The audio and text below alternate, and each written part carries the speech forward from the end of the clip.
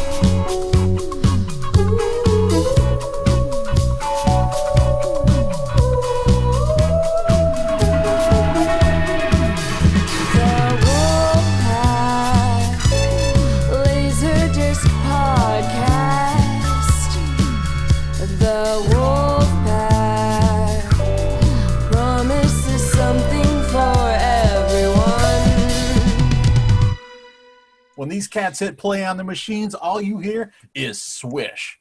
And my man, wait, let me go that way. My man that's so into late releases, he has PILF-28 * tattooed across his stomach, Ryan Cushing. I'd show it to you, but there are people watching, so. We get that Patreon going. Yeah, that's going to be a Patreon exclusive. So thank you for that wonderful introduction again. I got to have a shout out to Andrew Steffen. I had a sale a week ago and 9 a.m. and he hands me a beer. And that's the LaserDisc community right there, a 9 a.m. IPA. And I'm like, I'm not going to drink this at 9 a.m. because it was already 85 out. But I saved it for the podcast, so thank you, Andrew. And now I'll pass it off to Peter.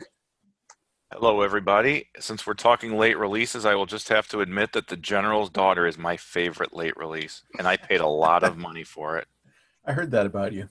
Yeah, and then You've Got Mail is number 2. Save it for later, man. Don't spoil it. We didn't even get to introduce Maxeene yet. Why don't you tell the people who you are? I'm Maxeene, LaserDisc Queen. I'm in California here, and I'm the token lady in this one. And just to be clear, Maxeene is 15 years away from testing a Blu-ray. Yep. Yes. Someday. At least. I own one Blu-ray, and it is Class of Nukem High, and that's literally the only reason why I own it, is because it's Class of Nukem High. So, Someday. Still never seen it. It's just sitting there on the shelf. One day, maybe. Did you watch it? No, never seen a Blu-ray. Have you ever opened it at least? Is it in the shrink wrap still? Oh, it was an open copy. I found it at a swap meet for like $1, and so I couldn't pass that up. But I'm like, I'll never watch this.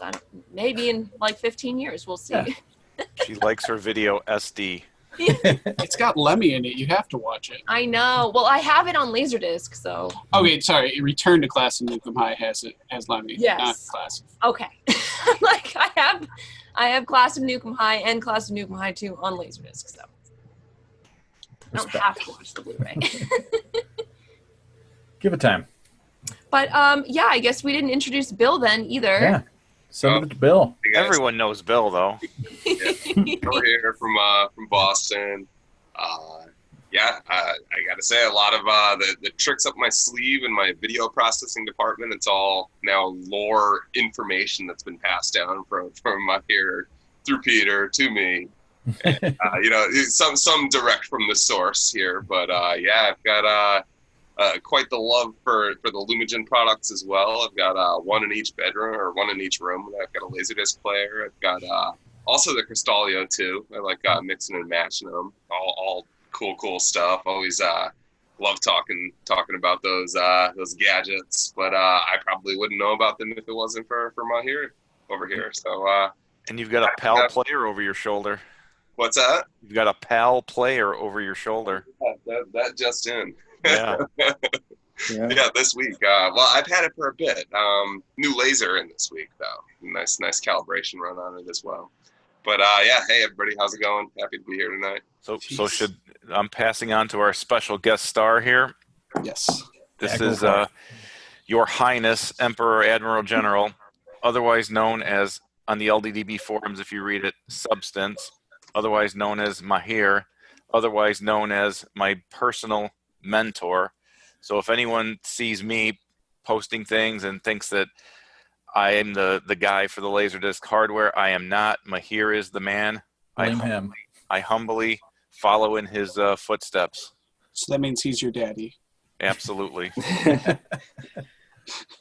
Yeah, thank you very much, Peter. You well surpassed me in that hardware king category. I mean, I believe you tried way more than I've ever had in the past. That's just because I'm crazier, though. That's a good thing in my book. I mean, you got to be a little bit crazy sometimes, and I certainly see that as something good. But yeah, thank you very much. There is not a single person in the LaserDisc community that would own a Lumigen 2144 if it were not for Mahir. Also the evaluation board. I found that, but I don't know if many people know that. I really? Remember, yeah, like back in 2016 or something, I think I saw a post about the eval board on LDDB, and I was like, oh, snap. I get a lot of questions, like, the first question is always like, can we do this cheaply? Like 2144 or Cristallo 2 is good. No one really doubts that. But back then, especially in 2016, 15, and I got them actually even earlier than that, there were no less than $2,000 to $3,000, maybe even more than that. You could not dream of buying a Cristallo for less than $1,500. So everybody was asking me, hey, can we do this? Maybe like not as good, but close to it. Then I found some, AV receivers that had the same chipset. Then I came across, hey, why don't we go to Analog Devices website and track this? Then came across the evaluation board. And actually, Jim from Lumigen told me that. He said, we get that. That's what we do all our tests on that. Then I designed a circuit around it. Then we build the final product. But then again, like I already have the thing. So why don't I, just continue using that instead of, going on an adventure, coding and learning. There's a learning curve, I'm sure. So I never bought it, but I recommended it to other people. That's why you probably don't see my name around, but the idea came from Lumigen, Jim, the president and the owner. Then I passed it to others, and I remember a couple of them were well versed in programming, and they said, "All right, we'll take the risk and try to work it." And I recommended the shielding. Some of them put them in metal boxes to build around it. Some were very creative, and they use kitchen hardware. Nice. The thing is, it's not shielded, so you're gonna have interference, and because it's not really designed for the top quality. It's just for testing the chipset. So you're not gonna have the perfect layout where it's gonna reject all the analog noise and everything. So you have to make do with that or improve upon it.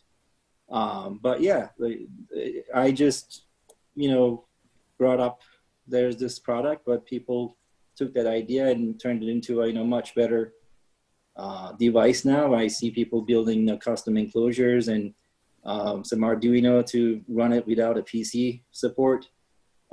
So yeah, I definitely not take credit in that. So they spend the time and I would have never done it, as I said, because I've always had the 2144 and never need the desire to spend time on figuring that out. But yeah, so that's one.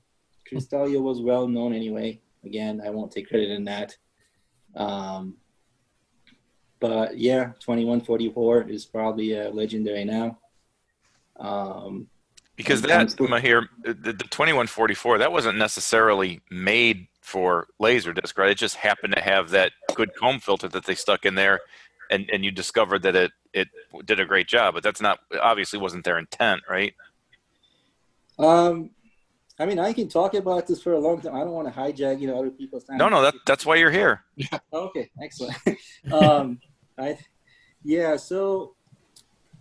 So the story is that Lumigen products prior to 2144 were not very good with analog media.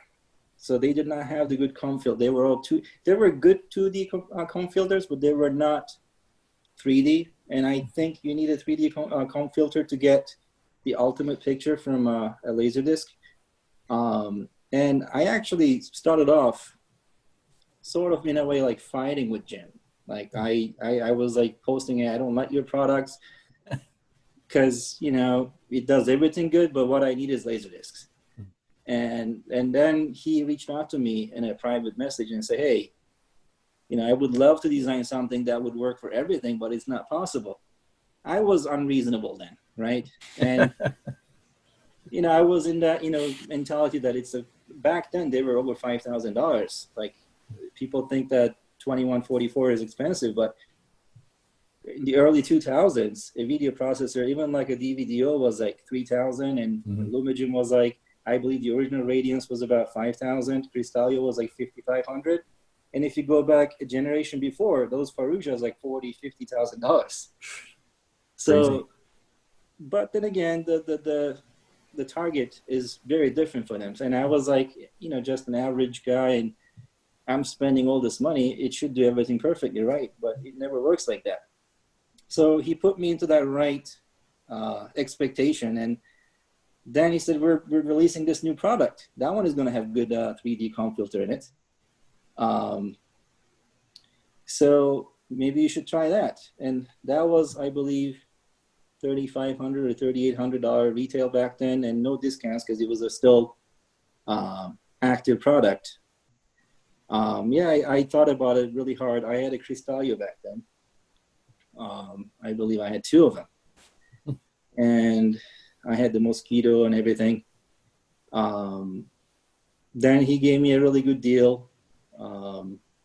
Nothing like, you know, half off. It was like a good percentage off, but it was still very expensive.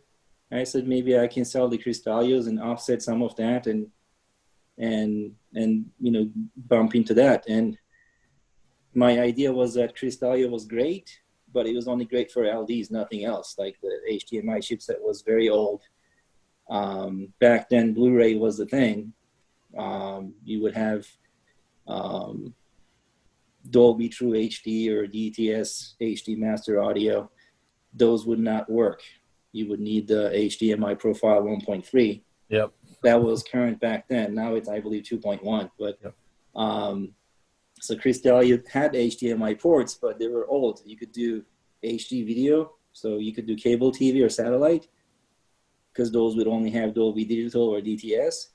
But anything modern for that time, of course, HD DVDs, again, they were still around. This is, I believe, like 2008, 9-ish. So I always thought that, okay, Cristallo is cheaper, but still expensive, maybe $1,000, maybe $2,000. It's only good for LDs.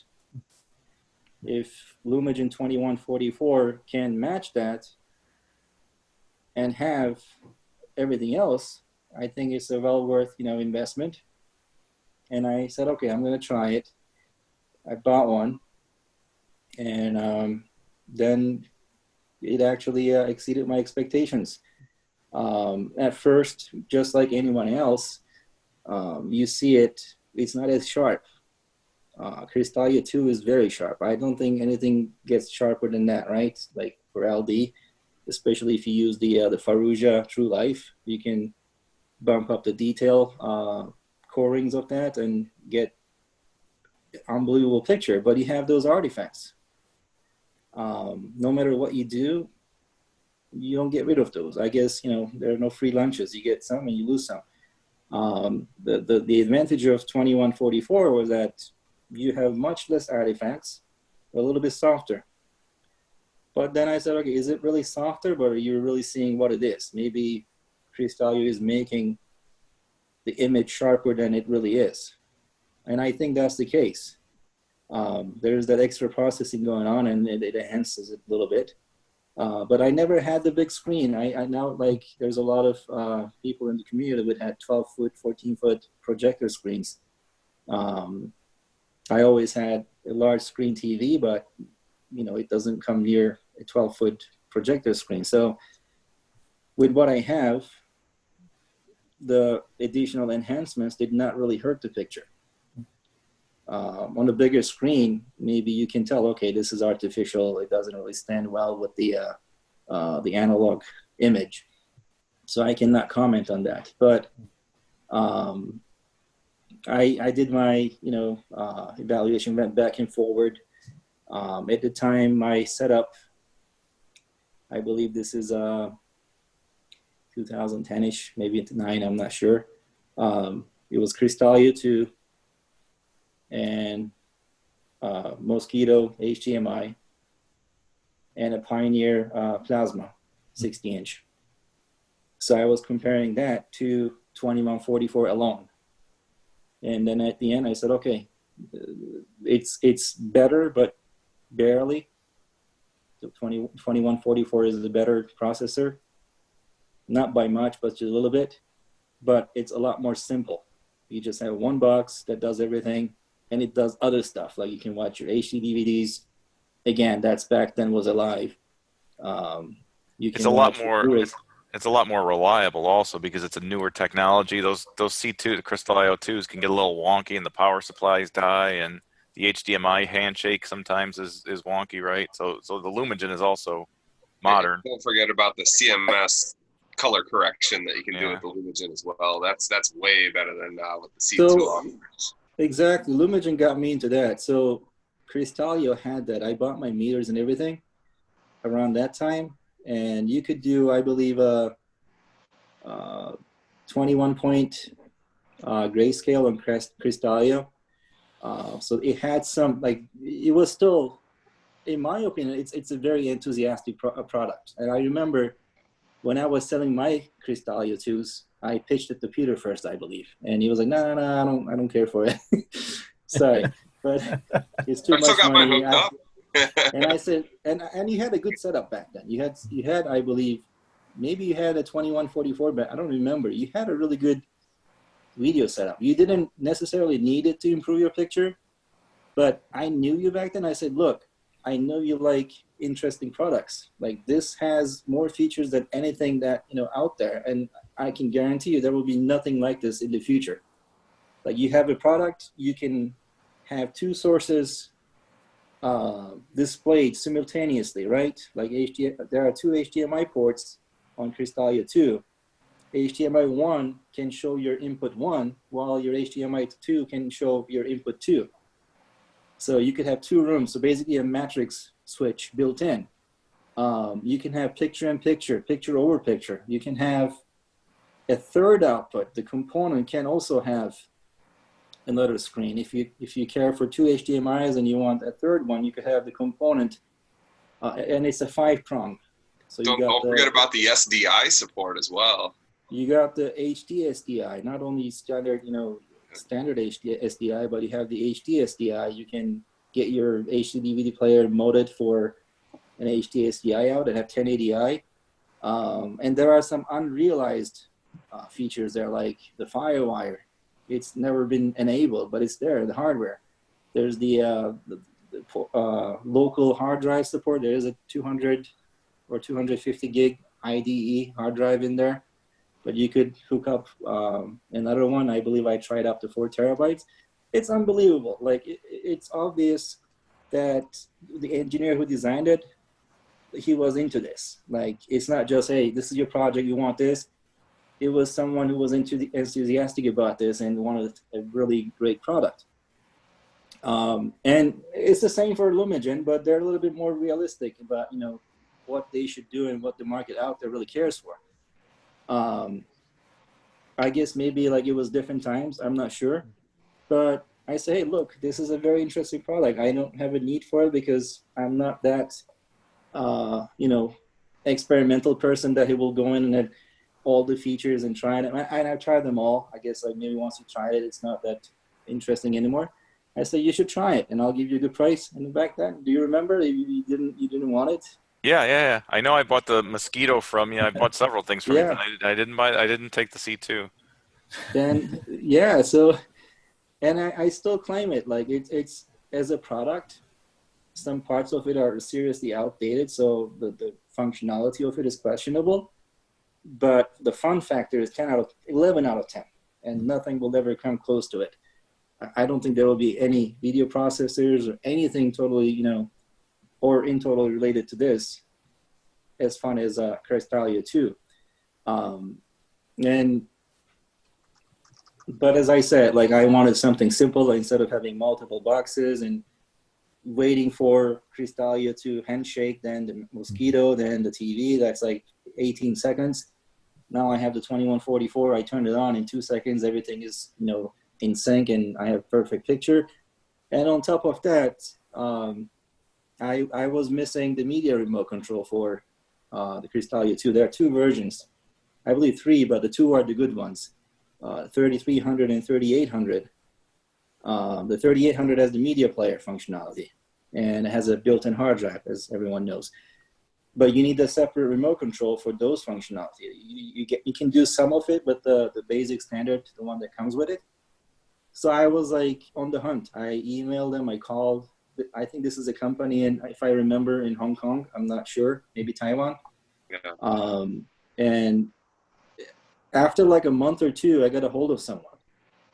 They would reply, and they sold me the remote control for $50. But I couldn't get anything else. Like, if you were willing to pay some money and then try to buy a part, or maybe like the rack ears, or maybe a power supply, then they would reply to you, because obviously they're going to make money. But then I was asking about the bugs, any potential for any firmware or anything.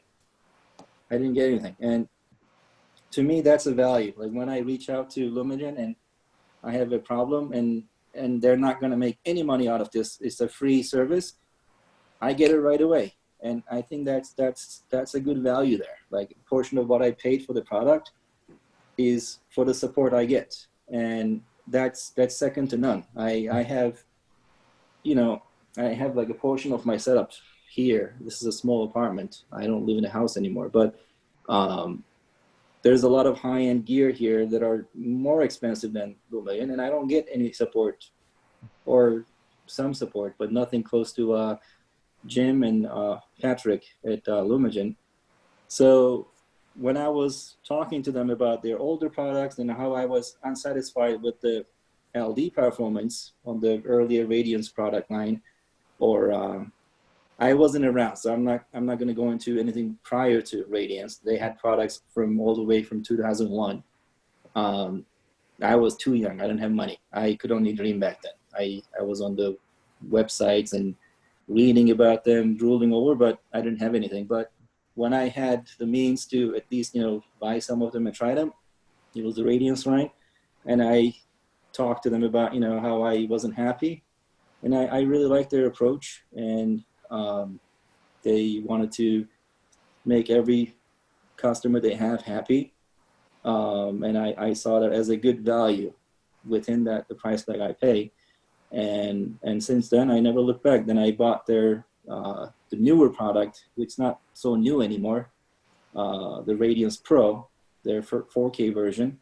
And I was a beta user. I bought one even before, I think a whole year and a half before it was released. Damn. And the model they gave me was never released. It was one of those that's an experimental model with the matrix switch built in. So it was a video processor and a 7-source switch. But then they decided there wasn't enough market for it. And I held on to it for a few years. Then I switched it to their normal production model. But as Peter pointed out, you can find parts. I recommend anyone, if you have any questions, if you have any need, you can reach out to their support email. They'll get back to you within a couple of days. Well, they've been updating the Lumagen Pro for years. I mean, it still gets regular updates. They're still fine-tuning the 4K functionality. Years after the, you know, people have paid for them, they're still getting supported. Yeah, and you know, the technology, like when I remember I was talking to Jim, exchanging emails when that product was about to be released. Back then, what they anticipated was totally different than what it actually turned out to be. No one knew much about 4K. We didn't know anything about HDR. We didn't know anything about, the tone mapping and all that.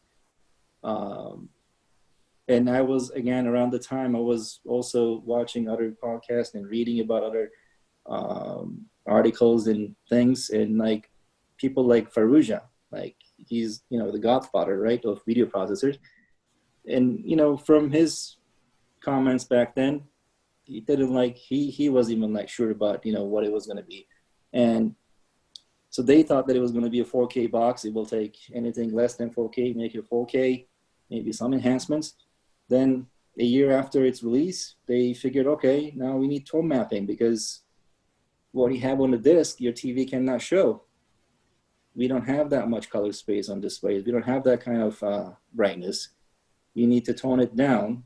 Yeah, the player you buy will do it, but to a degree. So they ended up spending a significant amount of time putting that feature into that box. So now we can take a 4K HDR video and turn it into a 4K SDR video. And it takes some getting used to it. Like a lot of 4K Lumigen owners, they don't like that idea. It's just like when you buy a THX AV receiver, they recommend you set your front speakers to small, although you have very large speakers. It's just like that, I have large speakers, I don't want to set them to small, but that's what you're supposed to do. And the same thing here. You have an HDR video, you have an HDR TV, and you set your Lumigen Pro to SDR. Why am I feeding my TV SDR? Well, because your TV cannot do that tone mapping as good as your, Lumigen product. But it takes some mental, getting used to the idea that you're feeding your TV technically an inferior, formatting. But all that was realized well after the introduction of the product. Now they have different things. They figured, using a static curve to turn your HDR signal to SDR is not really as good as it can be. So they now change it into dynamic. Analyze the video, every scene, and do a different mapping. Then they figured, okay, maybe the lower tones, like the dark areas, you can do something different. So it's evolving. And if you go back to the Lumigen 2144 era, there's like 40 or 50 updates in there. You can see it on their website. And if you go back to the Radiance era, again, so all these things, depending on whatever the technology needs at the time, they can tweak it. Other companies, they release a product, they know another one is coming in a year or two. So basically, I don't want to talk bad about any manufacturer, but in a way, they're right. I can see why. Most products, 99% of them, are designed to sell themselves. So they're basically, they need to be very good at the shelf. Once you move it off the shelf, they don't care, right? Well, they have a reputation. They have their Sony and Panasonic and all those big names, so they can't really sell you a product that will fall apart. It needs to function, but if there's something new out there, they're not really obligated to implement that in software and release it to you. Sometimes they do, but most times they don't. And they're more so like a disposable, they're cheaper, and they sell in higher volume, so they can afford that. So they can afford a $200 4K Blu-ray displayer that does a million things because they sell millions of them. A smaller company like DVDO, Lumigen, Cristalio, they sell 1,000, maybe 2,000 of that unit in its lifetime. They cannot afford to sell it for $200-$300. It needs to be $5,000, $6,000, $7,000, $8,000, $10,000. But then those folks that pay all that money, they can't just scrap it and buy another one after, some of them can, but most of them. So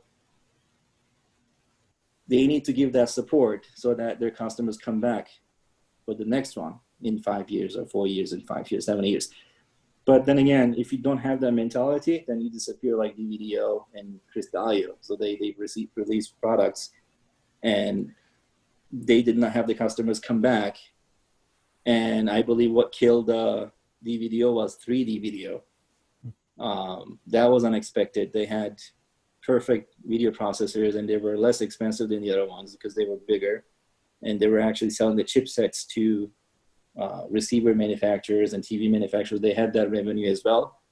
But all of a sudden, the 3D video came. Well, the chipset is not designed for it. They couldn't figure out a way to do it in software. In one night, their product was obsolete. Lumagen was lucky because they implemented everything in an FPGA. FPGA is a small computer in a sense. So you have memory, you have a processor, you have another memory, sort of like a hard drive of the system, and you can build your circuit virtually inside it and run it in any way you want. So it can do function X now, and you don't want it anymore. You can go in and program it again to do function Y. A totally different function.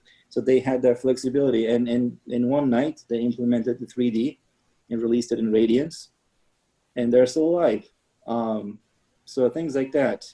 And 4K needed a much bigger bandwidth. Because of that, they have a newer product, but that was like well advertised before, so they knew it was coming. But 3D was a sudden thing, and again, it wasn't really well explained what it was going to be and how it was going to work, and that killed DVDO. We no longer have their video products. I believe the last one was the Micro. Yeah. That was actually the Remedy, their Duo. A DVD Duo came out, really nice processor, but it couldn't do 4K. But they didn't want to release a whole new product. They released the Micro, so you would add it afterwards to make your DVD Duo functional for another couple of years. And the 2144 was the Micro for Lumagen. Instead of releasing a tiny box that will take the 1080p signal into 4K, they designed a whole new processor, I believe, more than just 2144. They had the 2020, 2040. So they had the 20 series, then the 21. So they had two products to make that in-between era, which is, 4K 2143, don't forget. They had that one as well, the HDMI only little brother of the 2144. I would say it's a different product, but it's the same family. Because I remember the 2020, 2040, one was with the analog inputs and outputs, one was just digital only, but they could only do 4K at 30 frames. Right. So the HDMI chipset had the bandwidth for, you can do 4K 24 frames, and if you wanted anything else, 30 is it. The 21 line, 21, 23, 21, 24, those were 1080p, but the 40 ones could do full 4K 60 frames. So yeah, instead of doing a minor revision, they released a whole new product. And Mahir, I'm sorry. Let me jump in for a second here. Sure, if you guys think I'm passionate about this, now you see what real passion is. So you're saying I should buy a FrameMeister, right? Yeah. I'm afraid, Mahir, because I bore these guys all the time, and I'm not saying you're boring. I think you're incredibly interesting, but maybe we should move on here for a second before we get sorry. No, it's okay. It's okay. I love it. But I know everybody else is less than enthusiastic about than I am. So let's. This podcast is brought to you by Lumagen. Yep. Well, Mahir and I are both getting new ones at a discount. So there it is. That whole realm of things is fascinating to me, and it is a lot because I just I have a DVDO, I scan HD plus, and that's pretty much the only toe I've dipped into that world, and there's lots more to know and there's lots more to learn, and I'm definitely interested in that whole topic. So this is pretty fascinating to me. All right, so I guess we should do the official genre focus for the week, which isn't really much of a genre, except it's the late release genre. It's definitely a genre. But focusing on a little bit of picture quality, because there's some late releases that you're like, eh. So, yeah, I mean, in my case, I'm focusing on the ones I own. I mean, everybody's got tabs of them in LDDB, right? Yeah, sure. So I guess we're gonna do top 5. Is that right? We're gonna Yeah. keep it to 5. Peter wanted to do like top 30, but I said Yeah, it's no. very hard for me to narrow down. That's So, why you cheat and put them in the background and don't talk about them. I should have done that. I know you're so sneaky. You're telling me Right. Stigmata's not your number one? No, I've already talked about it multiple times in the podcast. It's just not fair to talk about the same thing that, like, I don't know if I'll see another copy for sale for another year or two, you know? Mahir, than how much would you pay for Stigmata Laserdisc? So I skipped on it a few times for $60 and around. I thought that was a lot of money. Oh. And, you know, I actually like the movie a lot.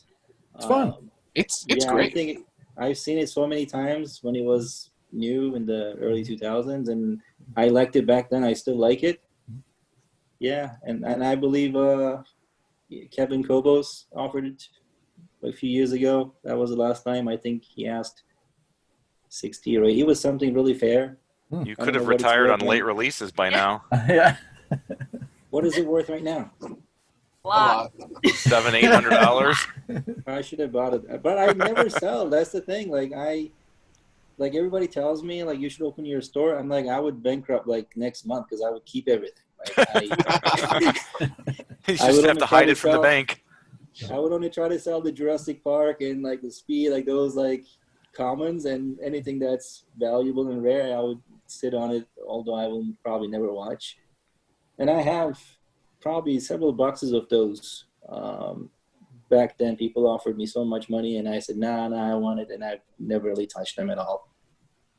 But yeah, no, Stigmata is a good movie. I like it.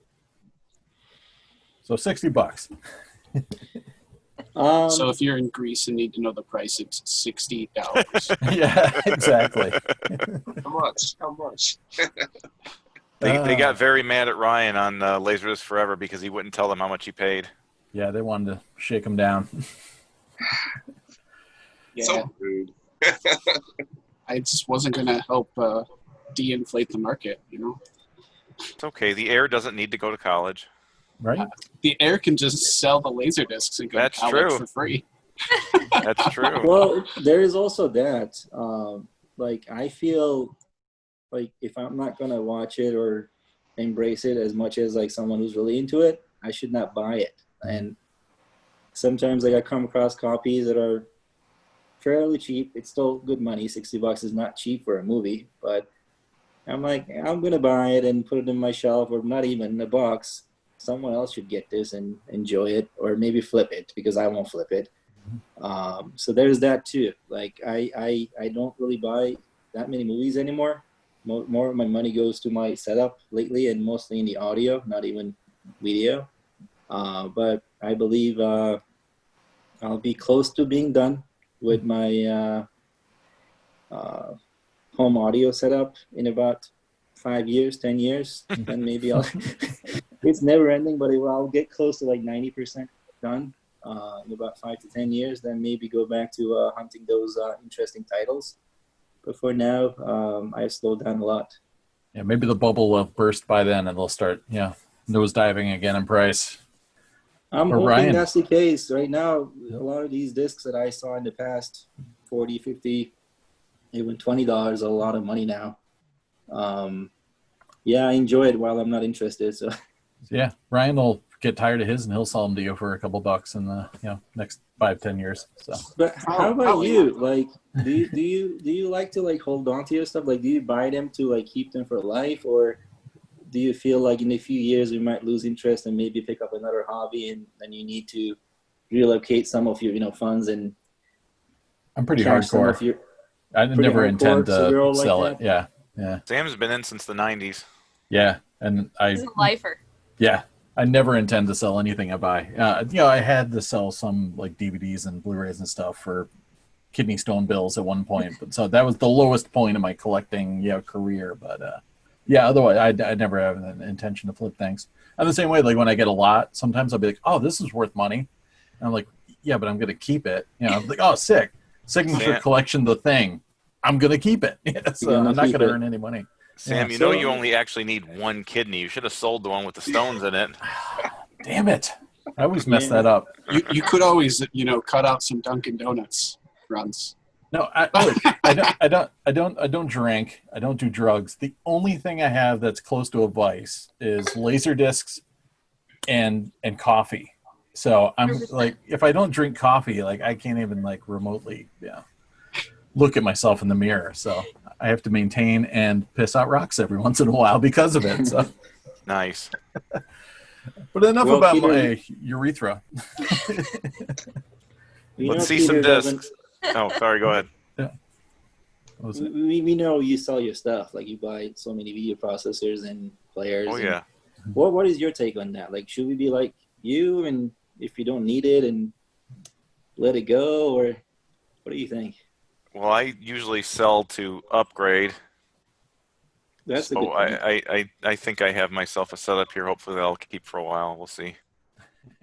We'll see. So that's to okay. So that's a good point. So you want to upgrade and Yeah, he plays the ladder. Yeah, property yeah. ladder. So I guess I Laser disc. admitted I did that too. I sold my Cristalios to buy the 2144. So I guess I did that too. Yeah. Yeah, here on the upgrading, I'm really decisive on like what I buy. Though I usually buy it because I want to own it and keep it. You know, I don't usually speculate on stuff. I don't know. I'm somewhat new to LaserDisc collecting, probably about 3 years in now, but no intentions to downsize at any point. Same with the plans. You know, I've accumulated all of them. I've got like 6 hooked up at the moment. They're all just And you have so much hardware. So what's like one thing you would never sell? Like X0. Same here. I Yeah. probably like no matter what people offer. Yeah. I got 2 of them now. I got the other one going. Remember that one I was working on? I know. Yeah. Yeah. I gave it another calibration yesterday and spilled over to today because it was still kind of problematic, but it's good now. Excellent. Yeah. Yeah, definitely the XO. That would never go. XO, X0, I don't even know what it is. I've heard it called 2 different things. Hey, you own one. You can say whatever you want, man. Yeah, exactly. Back then, some guy claimed it's XO. And XO. Yeah. this was an active, I forgot the username in AVS forum in the early 2000s. He claimed it stood for Look origin. at what? So X. I got this printout right there. That's a zero. That's a 0. That's 0. That's a 0. Sure. I agree, but he claimed that it stood for the origin. Did he even own one? Oh, yeah. And the X9 is pronounced X-Ninny. Yeah. It's an acronym for New Integral. I don't know. I got nothing. Yeah, Not as that's a good. 0, man. All right, so let's rock some discs. Our criteria set down by our Lord and Savior Ryan was what they had to be 99 was the essential kind of cutoff point. So that's Oh what shit! we're I didn't counting get as. that memo. Well, I mean, I got one that came out in December '98. So Peter, I didn't pay loose. attention all week, and everyone else knew this. Like, come on. Hey, I almost had COVID. I wasn't looking on the Oh, chat. jeez. Almost Close just, call. dude. my aunt's sister's brother-in-law's cousin had it, so I was like 4 degrees. No, I heard No, it's pretty serious. I was 1 degree next to I a know. positive. Spicy.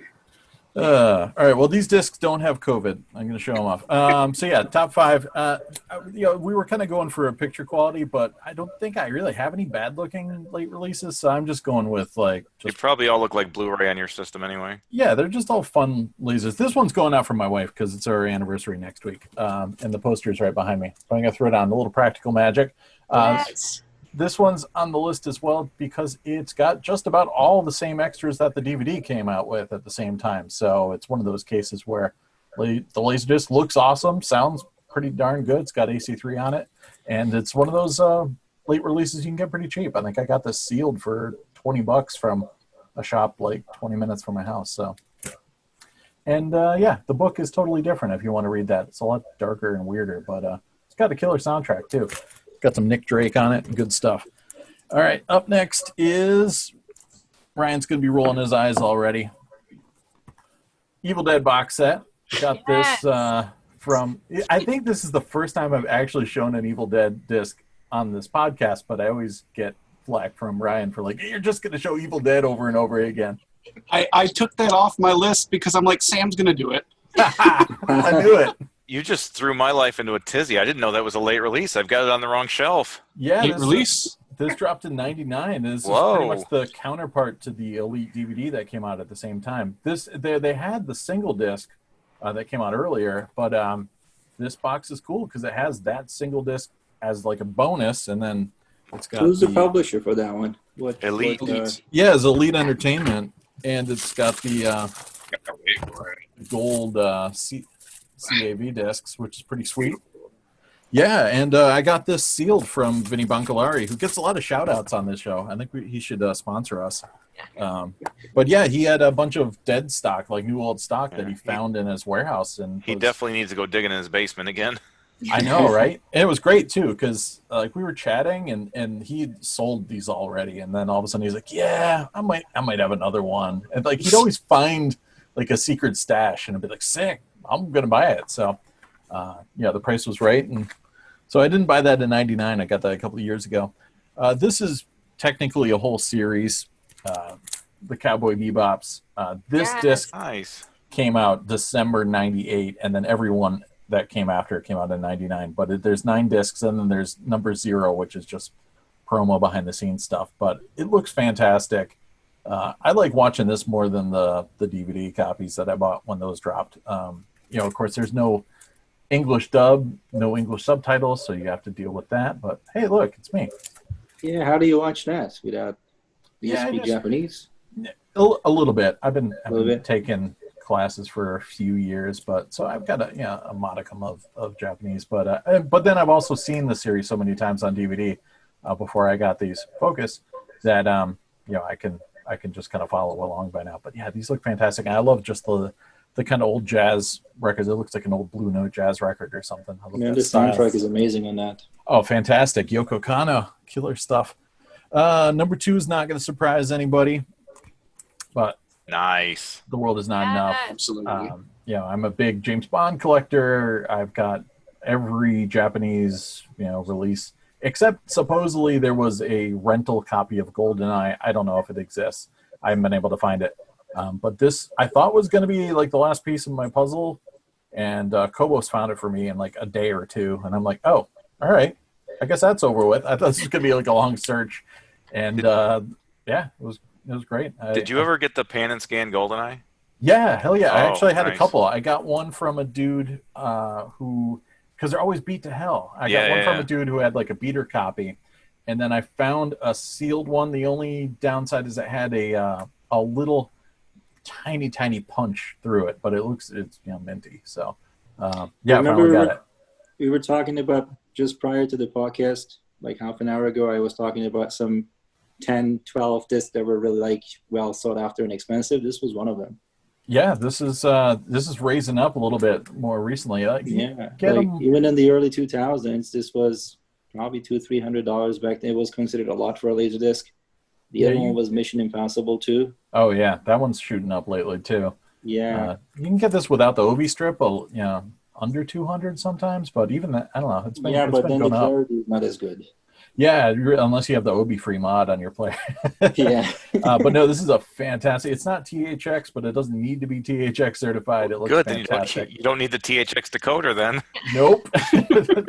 And it's got doesn't say it, but it's got Dolby Digital, but it's got an EX, center back channel, and it sounds fantastic and looks fantastic. One of the few, right? Like there's like 5 or 6 releases with that. Yeah, I was talking with Bill about that because the only one that actually I think even says EX on the disc is the Phantom Menace, but there's a ton of, or not a ton, but 9 or so other discs that just silently have it, including this one, which is of course Fight Club. Yeah. And this was I kind of have a long story with this because I bought this disc in 1999 from CD Japan, and they canceled my order. So this was the first kind of late release that I was looking for. And when I did finally pick it up a couple of years ago, there were copies of this thing flying around left and right. It was like the most common late release. And then the well dried up all of a sudden. And I've seen a couple of people buying it lately, but I'm glad I got it when I did. It really wasn't that expensive. And it's great. It's got a little bit of censoring with the, the penis shots and stuff, the subliminal imagery and all that. But because, you can't have any Do you know why? genitalia. Because the DVD release of Fight Club was amazing. It was like one of the. Do you remember the packaging? It was like Oh, yeah. paper. I befriended a guy at Fox who was part of like the Fox 2000 branch, and he sent me a copy a couple weeks early because it was before I was doing any, movie coverage on the radio or anything like that. So I kind of weaseled my way into getting a copy 2 weeks early, and that packaging with the the kind of faux I still wrapper. It's one of the best DVD packaging releases like ever. It was And that opening FBI screen with the kind of fake out there that had all the secret messaging from Tyler Durden and stuff. Oh yeah, it's still great. It's probably hurt the LaserDisc sales. Yeah, that's why. Yeah, they ended up cutting them. So I don't know how many they actually pressed of these, but I'm glad I finally got a copy. Kobos actually hooked me up with this one too. It was totally mint. So that's my number one. Gonna pass it on to Ryan. I'm like sleeping on the stoplight tonight, or the spotlight video tonight. So sorry, guys. Wake up, buddy. We're about to find out if there are any Broterian late releases. There really aren't. I got one that's kind of close to start out with, and one of my goals was to talk about things that I haven't talked about before, because I could have just gone over some of the same like 4 or 5 that I've already showcased that you see behind me, but that's no fun. So we'll start with kind of a Broterian, Small Soldiers. Nice. It's I would say it is one, yeah. Yeah, it's like early '99, so it's not super late, but it's getting harder and harder to find because people like it. It's got sweet action figures that are pretty violent, so you can't really go wrong, and it's got a really good picture, and it's AC3, so and it's from Image Entertainment, so it's got all the right things going for it. Bill Joe approved. Yep. Moving on, number 4, Very Bad Things. Nice. Slater. This movie's great. Yeah, it's Slater got watch. Slater. Oh, We might have more Slater tonight. Not promising anything, but We should always have more Slater. let's pump them up. This is one of those that you got to watch it though, because it does have rot issues. Some of them are bad, some of them are just minor. So this is my second copy. My first one had a little bit of speckle. This one's clean. So we'll be on the lookout when you do find this, and make sure if you're buying it online, you check ahead of time. Here's another nice. It's kind of hard to find. It's not super late, but still 99. Damn. Dead Man on Campus. This one's really hard to find though, and I don't get it. Maybe just it didn't have a big print run, but great looking disc. Got some offbeat humor and really Zach enjoyable Morris. story. Sorry, what? Zach Morris. Yeah. So, if you're really looking for this, you post on LaserDisc Forever every day till you find it. I believe That's the protocol. That's the pro tip. So, really good disc. Sell it a week later. Maxine, how old were you when Saved by the Bell was on? Oh no. Oh man. Well, that reran a lot, and Yeah, that was a I pretty long watched run. that pretty much my whole life, even to now. I watch Saved by the Bell. But you don't remember like the Miss Bliss years when you were live, right? Yeah, I remember Miss Bliss You years. remember Miss Those were the Bliss? first ones I watched. Yeah, Okay. those were my favorite. To be fair, I've never watched the show. That or The Godfather. What is that good? Like, should I watch that, or You should watch both. is there a late release Godfather that I should find, or? Yeah, late-ish. Yeah. And so we'll pass. Yeah. Moving on to the Godfather of acting, Nice. Nice. Bringing Out the Dead. This is true late release. Amazing. Broterian. I don't know. I don't think so. It's Borderline. Does Scorsese. Nicolas Cage automatically make it Broterian? It's No. pretty artsy though. No. It's like early Cage. I'd say anything Okay. before like 2003, 2004 is like early Cage. So he was still focusing on acting instead of quantity. Not saying yes and no, but no. This one. This is actually a really good movie, I thought, and the It is. soundtrack's amazing. The U.S. got kind of ripped off though, because this is not AC3. Yeah, they cheaped out. They didn't pay for the licensing. But it's got a great picture and it still sounds good. So I couldn't. It's 2 weeks in a row now. We've gotten some Cage references, so that's There'll be more. kind of important. Trust me. And then I had to go with my default reference picture for a late release that just looks great. And if it doesn't look great, throw your player in the trash. Pleasantville, just a really great picture. This one's still rather cheap, and I don't get it because it's a good movie and it's a Not great anymore. picture.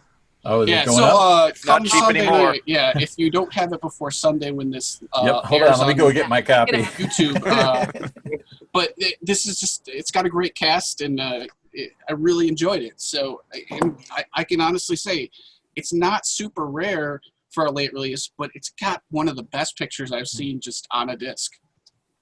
So, and then of course, you know, Beach, Stigmata, End of Days, World's Not Enough, but no.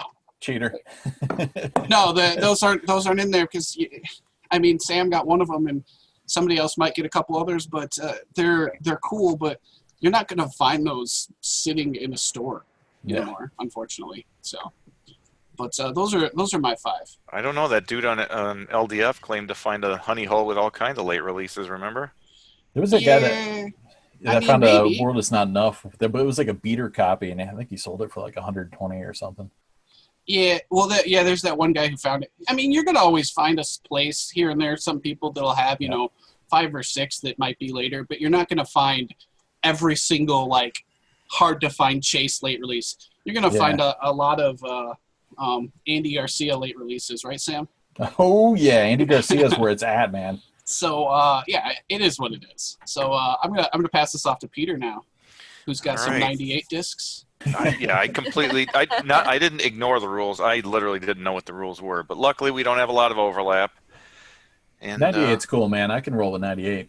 You guys can tell me what years they are. Yep. American That's a Beauty. great one. I love this movie That's 99. Yes. because someday I'm gonna flip my shit just like Kevin Spacey did. Yep.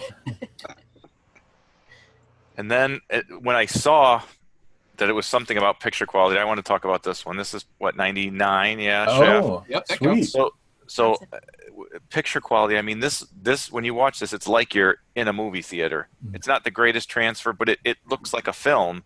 So I love older movies like this that you know, every late release doesn't have to be a shitty late 90s movie. It can be something, a 70s or 80s movies or whatever that got a nice re-release, and this is a really good quality one. Nice. From the garage of Ryan Cushing. Now, here, too bad Vince isn't on for this one because this is one of his favorite movies. For Love of the Game. Oh, yes. I love this movie. It's great picture quality. I've seen this probably 50 times. Every time, love it. From the director of Evil Dead. That one also got ripped off on the AC3 track for the US, right? Oh, they AC3? Or did that get it? Didn't you tell me I had to buy the Japanese? No, it's got Dolby Digital. Okay. Because I know that there's 2 of them like that don't. Now going I believe Sleepy Hollow came out around the same time as Bringing Out a Dead. Yeah, it was like the same day that they dropped both of those. I believe those 2 are lacking. I don't know if there's a Japanese release for the Sleepy Hollow, but yeah, it was a late release, and it was kind of awkward not to have, because around that time they all would have AC3 if it's a mainstream American movie, and those 2 were, and yeah, probably the second one is that one. I'm not 100%, but yeah, Paramount cheaped out. You are correct, and also Double Jeopardy didn't get it for whatever the reason. Yeah. All right, well, moving on here. Lake Placid. This Nice. is great picture quality. Pretty cool movie. Also known as Uma, apparently. Oh, that's a very, very cool Obi strip, which adds Blu-ray quality. I have the bad computer today. I forgot to bring the good one from work. And whether we're talking about picture quality, movie quality, literally any sort of way you want to judge a late release disc, this is the king. I mean, it just is. I knew it. X-Men. Oh, so cool. I'm wondering what this thing sells for these days, because I don't think I've seen it for sale in a long time. I got this one on eBay UK for what I thought was a pretty reasonable price a few years ago. I'm sure it's fetching a lot more now, but this is one that you were talking about, Mahir. I'm not selling this one. This is gold here. Can you show the back? It's hard to. Pretty cool, yeah. So when Peter's buried, that's where you're going to need to find that one. Dig him up. Exactly. Yep. Exactly. I love that movie. So that's it for my 5 late releases here. I'm passing it on to Maxeene. Right. Cool. Well, I put a few aside just in case there was crossover. And so far, so good. Nice. So I think because it's impossible for me to put these in any sort of actual top 5, I'm just going to do them more alphabetically because I like them all for different reasons. So we'll start with Night at the Roxbury. Brings up a lot of emotions. Yeah. Yes, this is one you have to Nobody's ask really every going to make the day of your joke. Come life on. for. Come on, you do it, Peter. You must ask every day of your life in order to find this. And then sell it. And then Steve, sell it did- immediately. Did Second Steve after bug you you've for got this one, Mahir? Yeah. Okay. I believe he asked everyone. Oh, yeah. Yep. He's got these like few like 4 or 5 movies. He calls them his holy grails, and Yep. most of them are not even like anything that I mean, they're rare because he has like hard time finding them, but most people don't care for them. Yeah. They're not that expensive. It's a matter of finding them, and Yeah. and he's the sort of guy like he will buy a lot of LDs, and I consider him as like one of the LD godfathers. Like he was around when I was looking for these things like many years ago, but then he's like, all right, I'm bored. I don't want LDs anymore. Sell everything. Slip And a couple covers. of years later, I made a big mistake. I have to buy them back. Then those Holy Grails, he probably bought them and sold them maybe 5 times. Yeah. But each time it was quite difficult. Well, Max, you can't sell that one. Keep it. Yeah. No, I Hold have, on to I that have one no forever. intention of that because it's Los Angeles and you get to see Tower Records while they're driving down in Hollywood. Yeah, And man. I love it for that. And then obviously, Emilio! So, I lived in LA when that movie came out, so I have like strong ties to it. oh, it's great. I love it. I'm glad to have that one. I guess before I show some of the other ones, I also had put away The Evil Dead and Bringing Out the Dead because I thought those were gonna be picked. So, The only way you're going to top that one is you pop out basketball. Ooh, oh, I want I basketball. sold that unfortunately. Yeah, that I had For the Love of the Game, but I let that one go a while back, and I had the South Park one, and I let that one go. And but I have Black Christmas. Ooh, Nice. We were just talking about that. Literally, I will never sell this one. I watch this every year. Check it out, Bill. It's in the shrink, actually. One day. I had it in my hands in Boston, and it was $20, and I didn't buy it because I'm an What? idiot. Oh my god, that's a shocker! Wow. Yeah. Woo. Maybe one day I'll be lucky. Yeah, maybe I'll find that next week. Yeah, right. Yeah, Ryan's going to be hitting Boston hard.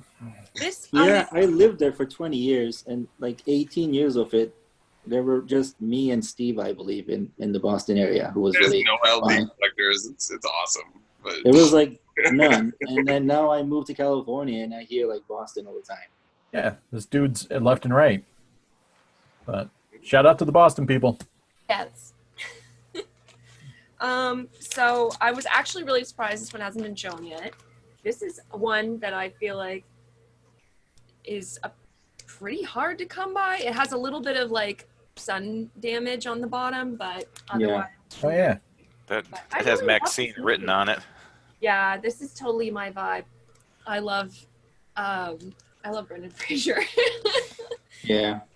And He's I love awesome. Christopher Walken in this one, but overall, Yeah. this is just great, and I love that movie.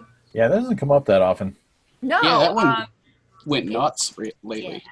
yeah, Nately. it's, yeah. Okay, so this next one is probably one of my favorite movies ever, and I'm so happy. Nice. This I have in a special like Sam type sleeve here. Oh, yeah, check it out. Yeah, You got the flap and everything. the flap and everything. So this is one I don't pull out too often, and since it's a white cover too, I don't like any sleeve that can have anything gross get on this You white. need to wear the white gloves when you're handling it. Yes. This is just like This is I believe this is a December of '99 release. Damn. Yes, But, indeed. Yeah, this is a great movie, and I hardly ever see this come up. Score. And Peter mentioned this one already, but I could not do You've Got Mail. Yeah. I love You've Got Mail. Don't worry, we weren't recording when I goofed on it. Yeah, I've got 2 copies. I love it. Oh, Bill's got a copy for each room. that's perfect. It literally, it's great. I love that. My grandma uses handkerchiefs, and every time I see her use a handkerchief, I think of freaking Meg Ryan saying, "You don't know what a handkerchief is?"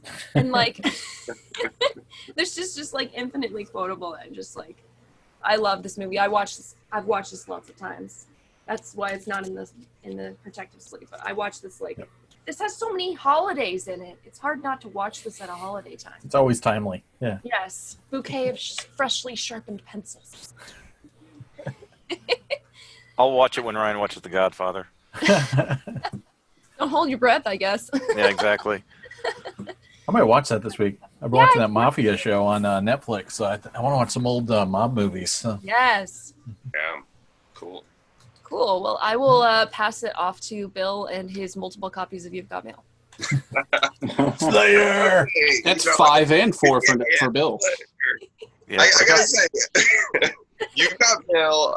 She's got the worst costumes ever in that movie. All her outfits are just downright terrible. Meg Ryan didn't get any justice done. They should have fired her. Full on pulled out of the Frumster for sure. It's so bad. Every single one of them, you know. Yeah. But great movie. I love that one. So Peter already stole my thunder on this, but I Nice. also have a copy of American Yes. Beauty, and I concur that this has phenomenal picture on it. Super, super nice.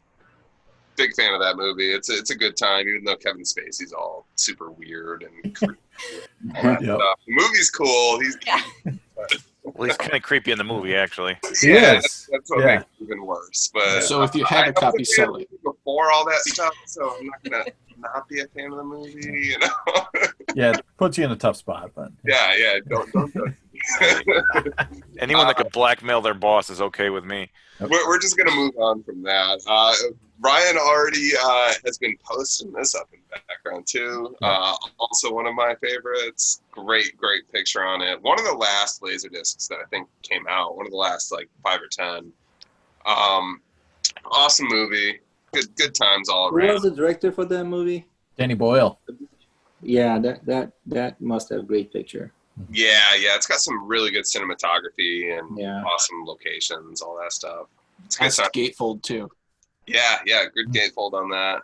Has the OB strip, so we get perfect clarity and And you need it with like the picturesque like backgrounds in that movie. Like the visuals are In that fantastic. logic. it's otherwise, why bother? Is it in scope ratio? What is the aspect ratio? Do you know by any chance? Is He it? has a 235. 235. Yeah. Okay. I just watched it. It's Bill doesn't know. 235. Oh, okay. It's extra widescreeny, so I'm guessing it's 2. Bill's got a Yeah. 4x3 screen. He doesn't know. That's a shame. Yeah, but my Lumiton knows. Yeah, true. My next one is Blade DTS. Yeah. Nice. Nice. This movie, Nice. the DTS one came out a bit after the AC3 one. Yeah. Cool. It's got a great soundtrack on this. Really good picture too. Yeah, it's killer. Yeah. Tracy Lord's in there. Yep. Yeah, she's awesome in that for like 5 minutes. Yeah. Spoiler. Yeah, that blood rave scene is just killer. I used to watch that over and over again on my DVD, but Yeah, that was one of my test discs. Yep. nice. Almost Nice. LD quality. Almost LD. Yep. Next one, The Matrix. I'm surprised nobody else. pulled this. Nice. I still don't I have know. it. Peter I doesn't have an empty it anymore. cover. At least I don't think he does because I got his. I've had it and sold it twice, I think. Yeah, I bought it Yeah, once. okay. From you. I heard they fixed the tint on the 4K release, Oh, right? jeez. Is it back? No. Is it the 4K looks good? Yeah. I don't know. I don't have bought it. but I haven't watched it yet. And last but not least, everybody's favorite. Yeah, Oh, buddy. you went there. Yep. This movie is so good. I really need South Park one of these days. I can't find Yeah. it. bumming me out. But one day I'll have that to complement basketball. But until then, basketball's where it's at. You're excited. Feel these Perry. nipples. Steve Perry. Yeah, man. That's classic. All right, so we got through the tops. Good picks, everybody. That's pretty badass. All right, so we're going to do recent pickups next. So Ryan actually gave me a little bit of a spoiler alert. He doesn't have 30 this time. So. Holy cow. I know. Wow. It's going to be shocked. scary. I know. So I I'm have going a to choose stack. mine. I got a stack too, but I'm going to whittle mine down. I'm going to take a Tom Hanks, Meg Ryan one out of mine. I think mine's only 9 or so. So I never had Hearts of Darkness on, there we go, on LD. I have it on multiple other optical media, but there was a minty copy of this. And I actually watched it too, but I'm not going to put it in my recent spins because I ran out of room. Fantastic documentary about the making of Apocalypse Now and Francis Ford Coppola going just about as insane as the characters in the film. So must have. And this is a repurchase. I had that, and I really just wanted to get the old copy of Apocalypse Now that I kind of was raised on in terms of Laserdisc. I bought this from Columbia House Laserdisc Club back in the 90s. I used to spin this in Logic. Yeah, exactly. I had 3 memberships, I think. One in my mom's name, one in my name. And yeah, so there was a nice copy of it, and I figured I'd get it. This has the 2.0 to 1 Univisium kind of reframing. That let's see if we can get this in there. Killer gatefold and Dennis Hopper. Yeah, man, crushing it. I've been on a big Apocalypse Now kick lately. I watched like every version on my 4K. Went nuts for it. Nothing too crazy here, but Murder in the First I never had on LD, and I hadn't seen this in quite some time, but. Slater. We were talking about Slater, so we got to have some Kevin, some He's Christian great Slater in and it, some Kevin yeah. Bacon in here. Gary Oldman too, crushing it in there. And what else? I got a bunch from Jason Floyd, who had a bunch of what Mikey would call old man discs. It's too bad we don't have Vincent on because he'd love it. But I got a Bell Book and Candle from him. Oh, that's a great one. Yeah, man, it's got a little bit of witchiness in it. It's got Kim Yeah. Novak and Jimmy Stewart, from Vertigo fame. Yeah. I was psyched to get that. And we were talking Twin Peaks earlier. There's a reference to this in Twin Peaks. One-Eyed Jacks.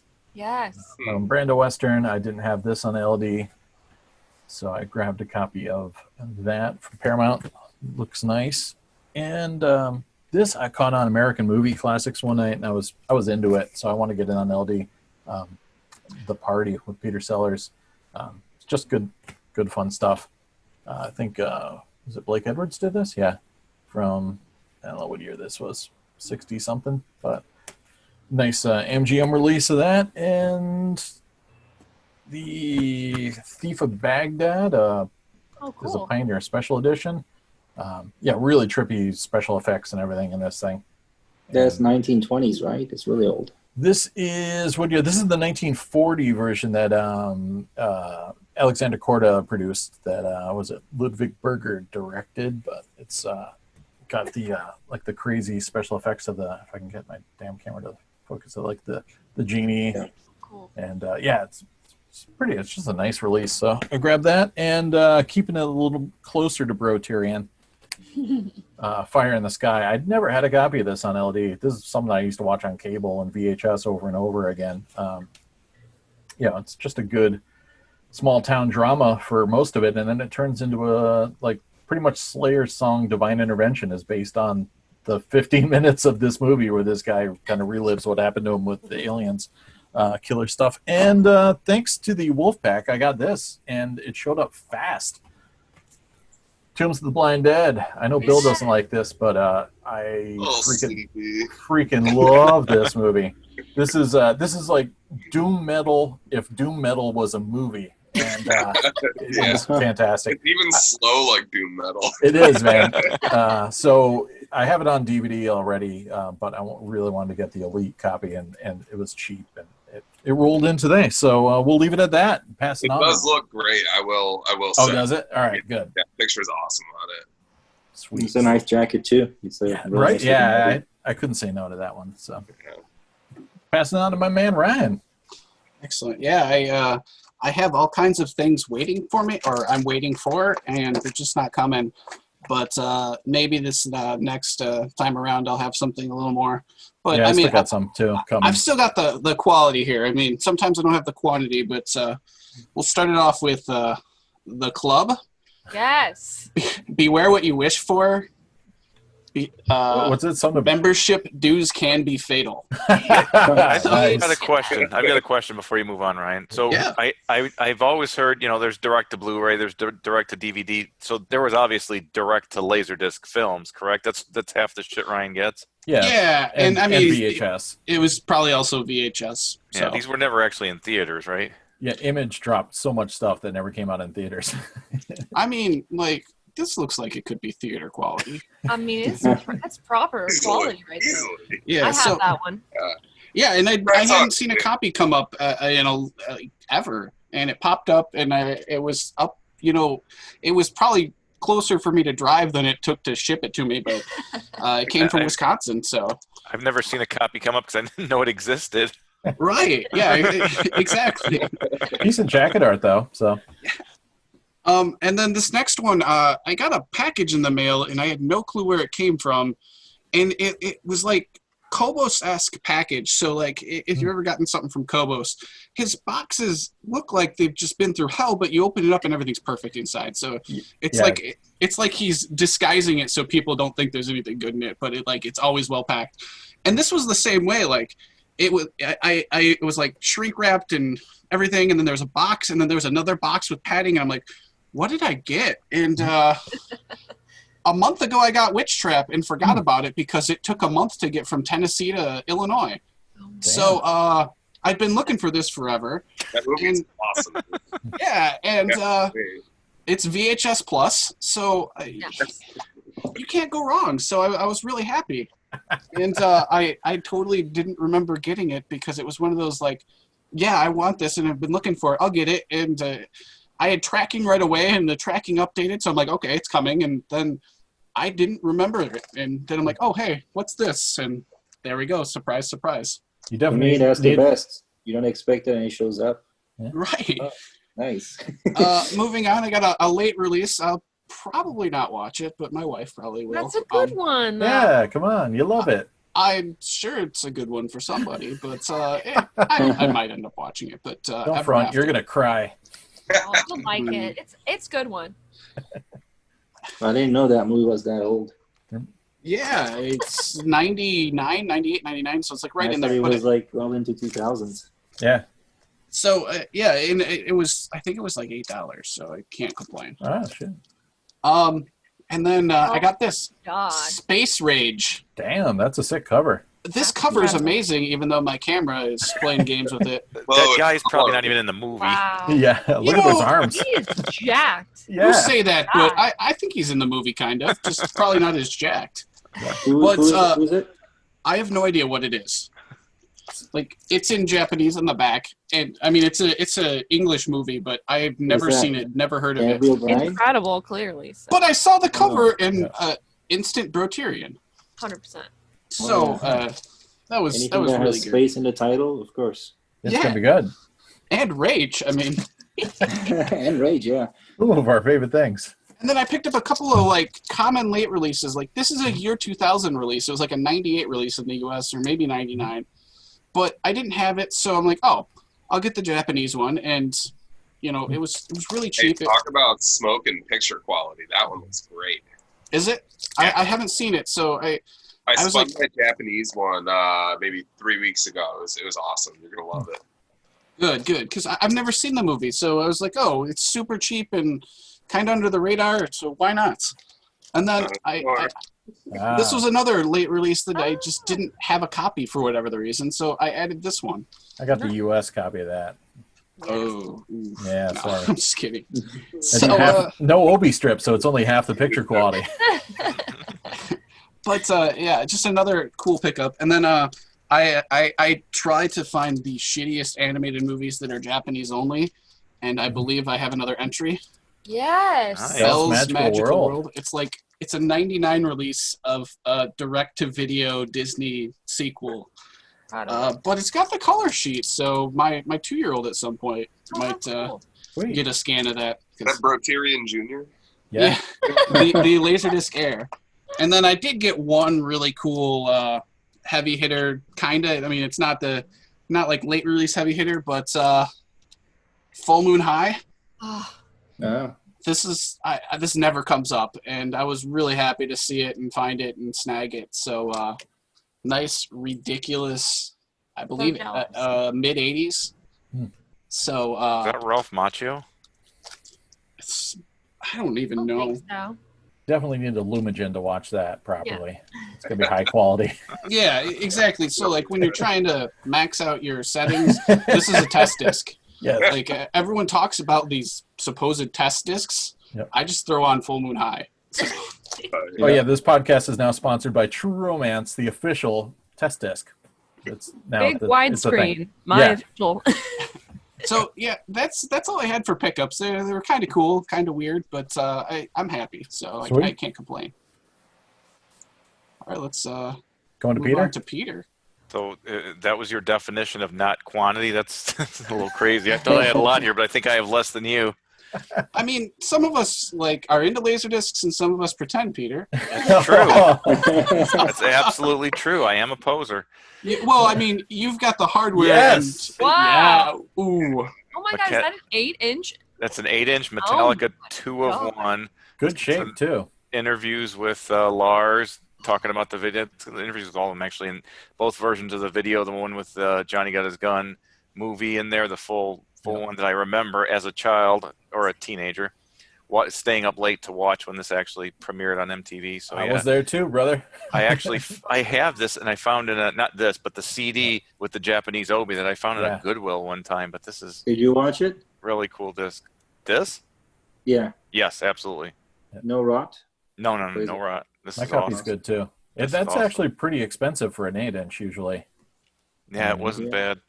For some reason, I don't have good luck with 8-inch and the smaller, the 5-inch ones. They're, Oh really? Yeah.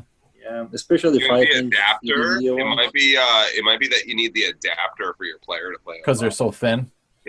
They make No, they play fine. They're adapters like, for Yeah, cameras. I would say 40% of them are routers. Like Hmm. I have a high percentage, especially on the 5-inch, the ones that are CD video. Not Oh yeah, video. those PDO UK press those. Those things suck.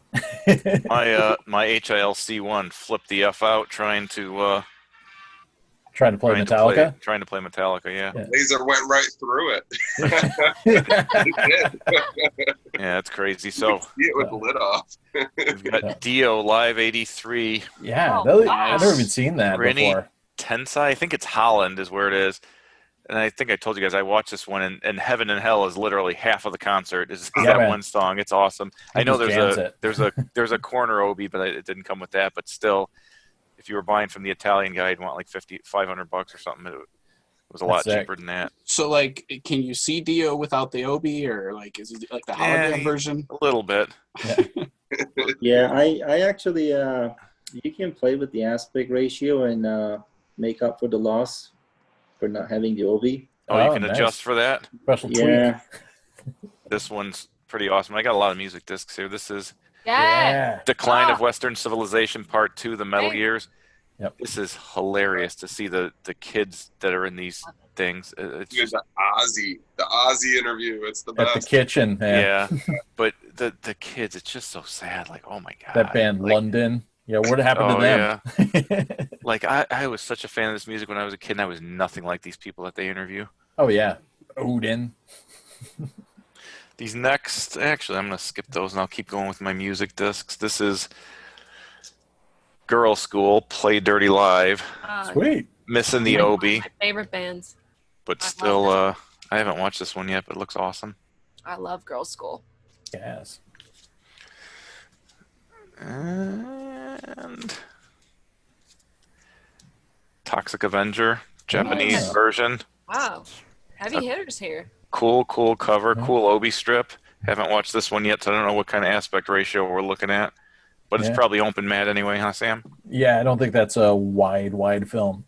I don't know if I've ever actually seen this anywhere but USA Up All Night, but Yeah, I've Check only that seen it out. on cable too myself or VHS. I've got For Those About to Rock, Great Awesome. concert. What I'm shooting for is, and I think actually I have with this one and that 8-inch, all the Metallica discs, and this actually has Metallica performance on it, which is what made me go seek this one out. You have the Queen concert, the Freddie Mercury concert? I do not have that one yet. Got to get that. I wish that Metallica concert was longer on there because so Oh, killer. that's great. Yeah, they Yeah. show. 3 Pantera Unfortunately- jams too. I know, Unfortunate- yeah, the Pantera. I wish they had more Pantera too. How did the Black Crows get on there? I know. God, man. I Yeah, always- they're way out of place. Yeah. They're a bunch of hippies on stage. I won't even say anything about AC/DC, but Cast effect. Dude, nice. So I wasn't on the last one, but I did watch you guys and shopped for this as soon as I saw Did it. you was watch it? cool. That's a good movie. I have not watched it yet, but it's very cool. And these next two are ones that I've been looking for quite a while. They've been on my eBay watch list forever. And then Maxeene, when she got the, you just recently got a big lot, I said, hey, I'm going to ask Maxeene. I never bug her for discs. I always feel bad. I don't want to, make her feel pressure You to can sell bug me me, something, it's give me a fine. deal. I still got a Hey, bugger. do you have this disc in that lot you got by chance? She goes, well, let me look on my shelf. Boom, she pulls it off. I think this was even sealed. Terminator Nice. 2, the AC3? remastered Dolby Digital Sound widescreen edition. I did watch this. The picture quality on this is better than the other standard LD releases, the box set or the Mhm. THX, whatever. This is really good. Nice. Really good looking picture. And then since she got me that one, I said, hey, by the way, do you have this other one that's on my wish list? She goes, on her shelf? Of course I do. So the moral of the story is next time you look on eBay, just talk to Maxeene, Gone with the Wind AC3 version. Nice. How This many is discs kind of that a one? later release too, isn't it, Sam? 98 probably, maybe? 98, yeah. So it's probably politically incorrect these days, but I'm going to watch it. It's been shooting up lately too in value. I got two more things here that I bought. For some reason, I got a bug up my butt about this show, and I wanted to check some out. So instead of being normal and going on Netflix or whatever, I bought a box set of The Twilight Zone. Sweet. Yes. Nice. Oh, I love Twilight Zone. Creative Vision Volume 1. And I also got Creative Vision Volume 2. Sweet. Those are the old ones, right? The ones with the Yeah, the those are the shadow. originals. Oh, Yeah. yeah.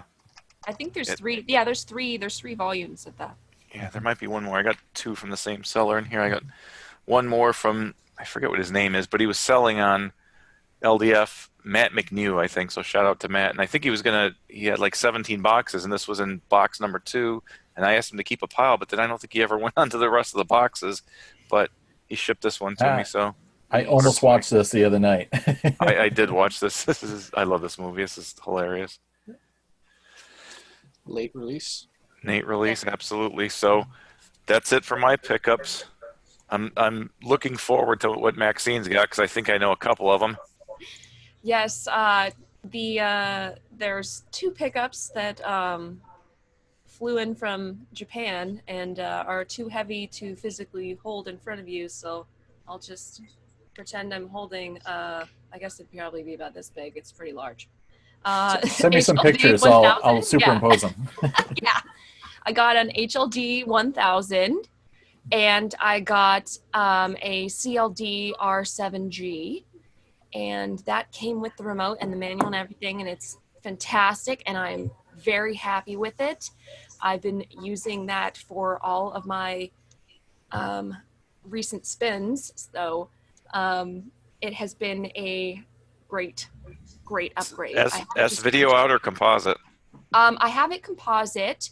You should try Yeah. S-video into your I know. I was DVDO. gonna try that next. I ended up because I have on my DVDO I have the 2S video, and so I have those little Extron boxes, and I use the 2 spaces to do my W1 to S video, and that actually really improved that. That W1 actually looks way better, so I'm stoked to have that kind of be a little bit deeper blacks and everything. The trick with the W1 is to turn off the digital processing. You just have to do it every single time you play the disc because that really kills the image. I know. Yeah, just like the There's a S1. digital button on there, yeah. Yeah. But I have my DVL91, same thing, going into an Extron box and then taking up the extra S video just to see how that was. So I'll try the the S video out of the R7G next. And I'm probably going to get the HLD 1000 as my bedroom player, which just feels like an insane flex. But That's pretty Bill much level my I was plan. gonna say not to Bill. That's totally normal for him. So Like, it's great.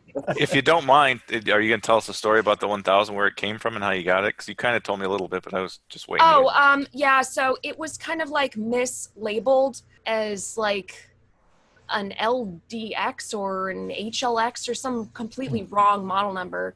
And basically I mean, I got it for very inexpensive for what that normally would be. And that's pretty much the only reason why I was able to get it, because those are normally much more out of my budget zone for a player.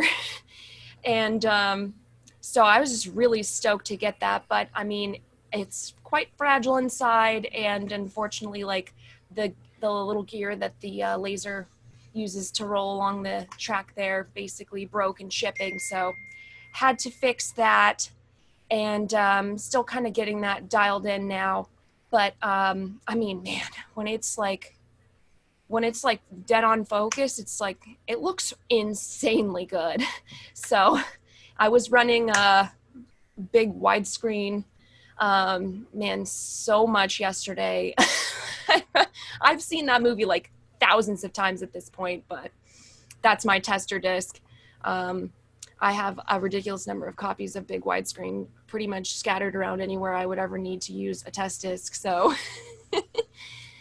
that's one of my recent spins. But I'll show some of the discs that I got. Some of these are from still the large pickup I got, because I tried to be nice and only show a few last time. And then a couple are from Japan as well. So this is more RoboCop, because Whoa! New battle. What the hell is that? That's So, the TV okay. series, right? Yeah, Oh. so I figured out that the TV series existed, and in my next Japan box, I'll have the rest of the TV series. But this one, I got a lot of them where it was almost complete, and this one wasn't in there, so I got this one separate. But it somehow managed to show up before the other one. So Yeah, that's the pilot. Then you should have 8 more volumes up, but they're labeled Yeah. like previous 1, 2, 3, 4. This one is not. Hmm. Yeah, this was in the 90s. I remember actually watching it on TV. Believe it or not, in Turkey, not even in the US. wow, Dub. But I actually bought these later on. I have this exact same one in the other 8 or 9, I forgot. But they're nice jackets too. So you have all of them? they're coming. coming. They're in the mail. But, They made other RoboCop TV series in the 2000s. They were not good. This one is actually not bad. It's quite watchable. well, not I have like the been on an first movie. insane RoboCop kick, so this is pretty much. Do we know who plays Like- RoboCop in it? Ooh, It probably has it in. Richard Eden. That's Yeah. the guy from Ryan's Disc, I think. Richard Eden. Yeah, Ryan's space rage guy. Yeah. Is it? Is Oh it my really? gosh! I don't know. Amazing. RoboCop, that would be incredible crossover. I would love that. Yeah. Okay, so this is another one where I had just had my eye on it. Just the cover alone, like, caught my eye. I liked it, and I've never seen it before. But high visual check disc.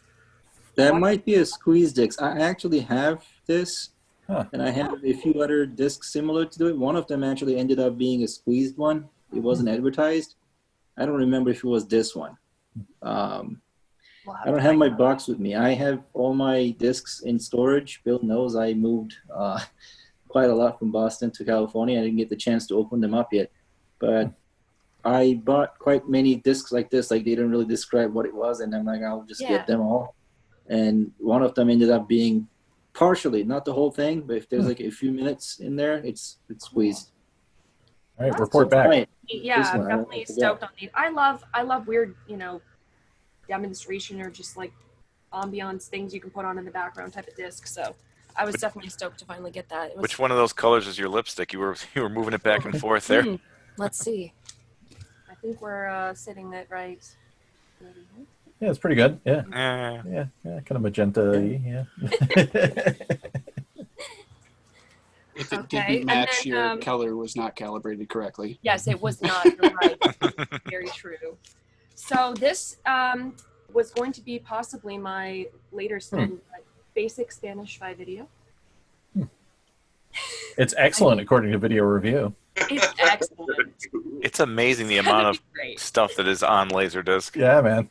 I love it. I love stuff You like really that. went bare bones for that cover design, huh? Right? Oh my gosh, I have another one that's clearly from the same manufacturer, and it's about taxes. And I thought, like, well, it's about taxes. Why would you have an exciting cover? Yeah. But Spanish, I mean, you could have, you know, could have stretched a little further for that one. But Yeah. Spanish They stretched Vista stock photo.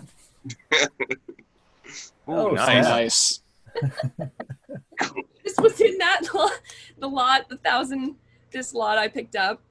Does And, it say widescreen on top, or what's it say? Yeah, what well, the I giant? mean, it's a giant deluxe. Oh, edition. deluxe. Oh, okay. This is New Horizons. She probably couldn't fit. It had to be 4x3. Yeah. So I don't know Wow. much about it other than the cover. It's Fred Olin Ray. Yeah. The illustrated name. Oh, sick. I haven't seen that's that in cool. ages. Widescreen, too. Yeah, this is I'm going to eBay right now. Hold on. yeah, I mean, I just picked a lot of different ones, just put them aside just because I've never really seen that before. Like, a lot of these are just look really interesting, and this was one where I'm like, I don't know. So Yeah, it's a cool Ray Bradbury story it's based on. yeah, I saw at the bottom there it said Ray Bradbury, which I always liked Ray Bradbury in school, so Yeah, it's pretty cool. it should be cool. And then this is one I, for some reason, have never gotten before. Oh, sick. Love Italian Job. Nice. Widescreen, too. Yeah. So definitely stoked for that. And then this one was a Rotarian monthly here, but Oh, nice. Uh-oh. Do you have a rot-free copy? no, it's rotted. I think they're all rotted, right? Is it This is Moiki rotted or actual rotted? It's rotted on the sound, and it's hard. It's a hard listen. Even. Oh, man. What about is it digital and analog? Did you try both tracks? Now that I didn't try, I basically put it in late at night in my 97 in my bedroom, and when I saw that it was basically like rotted on the picture, it wasn't too bad on the, like, it would have been watchable if the sound wasn't bad, so I didn't try any further. When I saw that, I was just like, ugh, well, I guess I'm not dealing with this now, so. Once you get your But, MUSE yeah. player fixed, give it a spin and Yeah, try I the heard analog it's track. rotted, That, right? and also try like flipping over to analog if digital's Yeah. awesome. hmm I've had like really rotted discs that like only one of the tracks is bad. Oh, that's a relief, actually, because this, Yeah, give it a shot. It's worthwhile. I mean, dinosaurs are my jam, so this is, this really has, like, so much. If this would actually play, I would be so excited. It's got some really good special features at the end, too. Oh, cool. I mean, will it's look. just freeze frames of, like, scenes from the movie, but, Oh, you know, perfect. Okay. it's Roger Corman, so you can know that he picked the best scenes to freeze Yes, frame. clearly. I think I'm thinking of some ones I saw. So this one is one, it's still sealed, but this is one that I apparently had on my wish list and See, then Thomas looking at Howell. my place. Wow. And I was like, oh my God, I actually have this just sitting at my place Lori on Laughlin. my own wish list. So Oh, Kelly And Preston. Becky. yes, I know Kelly Preston and Good like, word. Fred Ward, yeah, man. Lori Yeah. Laughlin. Lori an Laughlin, all-star Fred- cast. Fred Ward, Cliff Dee D. Wallace. Young. Yeah, it's one where I had been wanting to see this for a long time and just like hardly ever see copies of this for some reason. I don't know, but I literally had one and I was like, what? I love So, how it's the most consistently myself. funny movie since Beverly Hills Cop. Yes, right? So That's random. It's I very love those. specific. Yeah. This is another one. Don't really Oh, know nice. much, but was stoked to see it in there. I haven't seen that in age. Oh, widescreen. Snap. I got to go to eBay again. Yeah, Get Yeah, to typing, Sam. I know. I It's, want all Max's discs. it's pretty cool. I'm really excited about that one. Yeah. And then this is I got two more.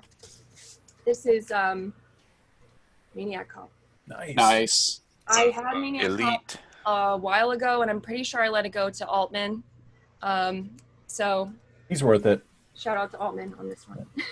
That's one of the few movies that the sequel's actually better than the original. It's like Well, in that, I will have to get number 2. Godfather and Maniac Cop. Yes. They're Those are the both two. so awesome. They're both so awesome. Robert Zadar. Zadar, yeah. Yeah, he is the man. I haven't seen it, so I'm looking Yeah. forward to it for sure. And then this is a completely bizarre one where I'm like, where the wild things are? Like And Higgledy Piggledy I- Pop. on stage or something? Like, no Oh, yeah. idea. Is that our friend? Sam, that's our buddy. Which one? That I don't know. Is he derpy enough to be our buddy? I don't know if he's derpy enough. That's awesome, man. Yeah. I don't even know what to say about that. Like, Yeah, I know. This is one where I just like I've never seen this before. No freaking idea. That's one of those that's like a closet porn. It's not they made it for a certain group of people. Yep. Yes. Well, I mean, chapter 1, scene 1 is called Max, so Nice. guess I gotta own it. there's actually 3 releases of that. What? What? Wow. There's You 2 remaster US. it? There's 2 AC3. US versions and a Japanese version. Oh my. Gotta get the Japanese one. What year is that movie from? It is it a says movie? 96 and 94 and 95. But Wow. it's an 85 recording that got Okay. 90s releases. That's incredible. Yeah, there's porn inside there. Yeah, that's someone that's in the business. You But really that's not a movie now, right? It's a theater Alright, or let me something. check. Yeah. London Symphonic Play No, or something. Where the wild I've things only are. seen the 2010 or whatever movie Yeah. around the time. That's Oh, it got a booklet. Pretty It's Mm. our cool. buddy. There's no porn in here, guys. Have You Spun the Disc?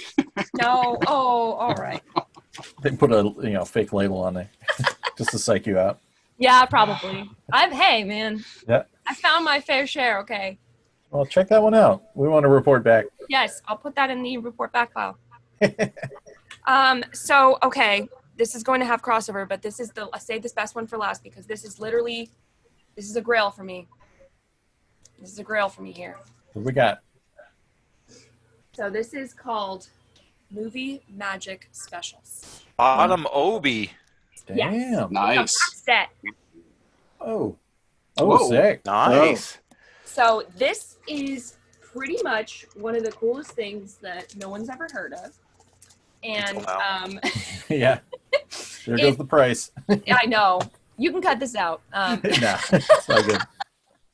But so disc 1, so there's 4 discs and each side has a different topic on it, and they're all like special effects, kind of behind the scenes or like making up type of stuff. And I will save what I watched from this for my recent spins, but this is basically like kind of an encyclopedia of horror vibe-ish because it's like a behind the scenes, but it's all special effects and it's several topics because it's 8 sides worth of topics. So I seem to remember that from very TV cool. back in the day or something, maybe. I don't know. This kind of looked like like I know some of it has crossover from like some of the other making of discs. Yeah.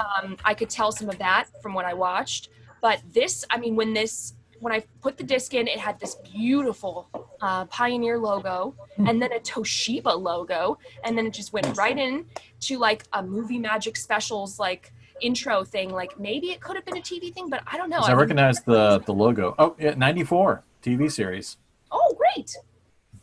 Well, that's Badass. cool. I'd never really, the only reason why I even saw this existed is because I have some other movie special effects discs that are like, it's a set of 3, but they're just like individual discs. And like when you type their title in the database, this came up at the same time. And I was like, what is that? And then I just stumbled across this, couldn't believe this, but this just landed from Japan also. And Sweet. I'm ecstatic to have this, and I'll tell you guys what I spend fun of this. Expanded. Expanded time. Yeah. So yeah, Bill, what'd you get? What are you scanning? Jeez. I gotta fly through this. There's a lot going on this week. All right. So first off, the PAL LaserDisc player, the 925D, right there. I got a new laser in there. It was lost at sea from Singapore for like 6 months, and it just randomly showed up. New old stock lasers from Pioneer. They ended up being good. I got 2 of them, so they're pretty cheap. So I put that in there, did a calibration run on it. That player's pretty good. I hate the aesthetics of it, but it plays nice and it looks nice. 925D from Singapore? No, the laser was from Singapore. Oh. 925D came from Sweden. One of Seth, he's not here tonight, one of our Wolfpack guys. He gives us all PAL players. Yeah, a friend of his hooked me up with a real nice deal. I traded the Lumigen for it, actually. An older one, an HDQ. Great trade. I got a new laser from Peter in the C1 or C2, Yes. which I popped that in, calibrated that. It's running great. I pulled the 2144 out of my rack, or excuse me, 2143 out of my rack, the Lumigen, and put 2144 in its place.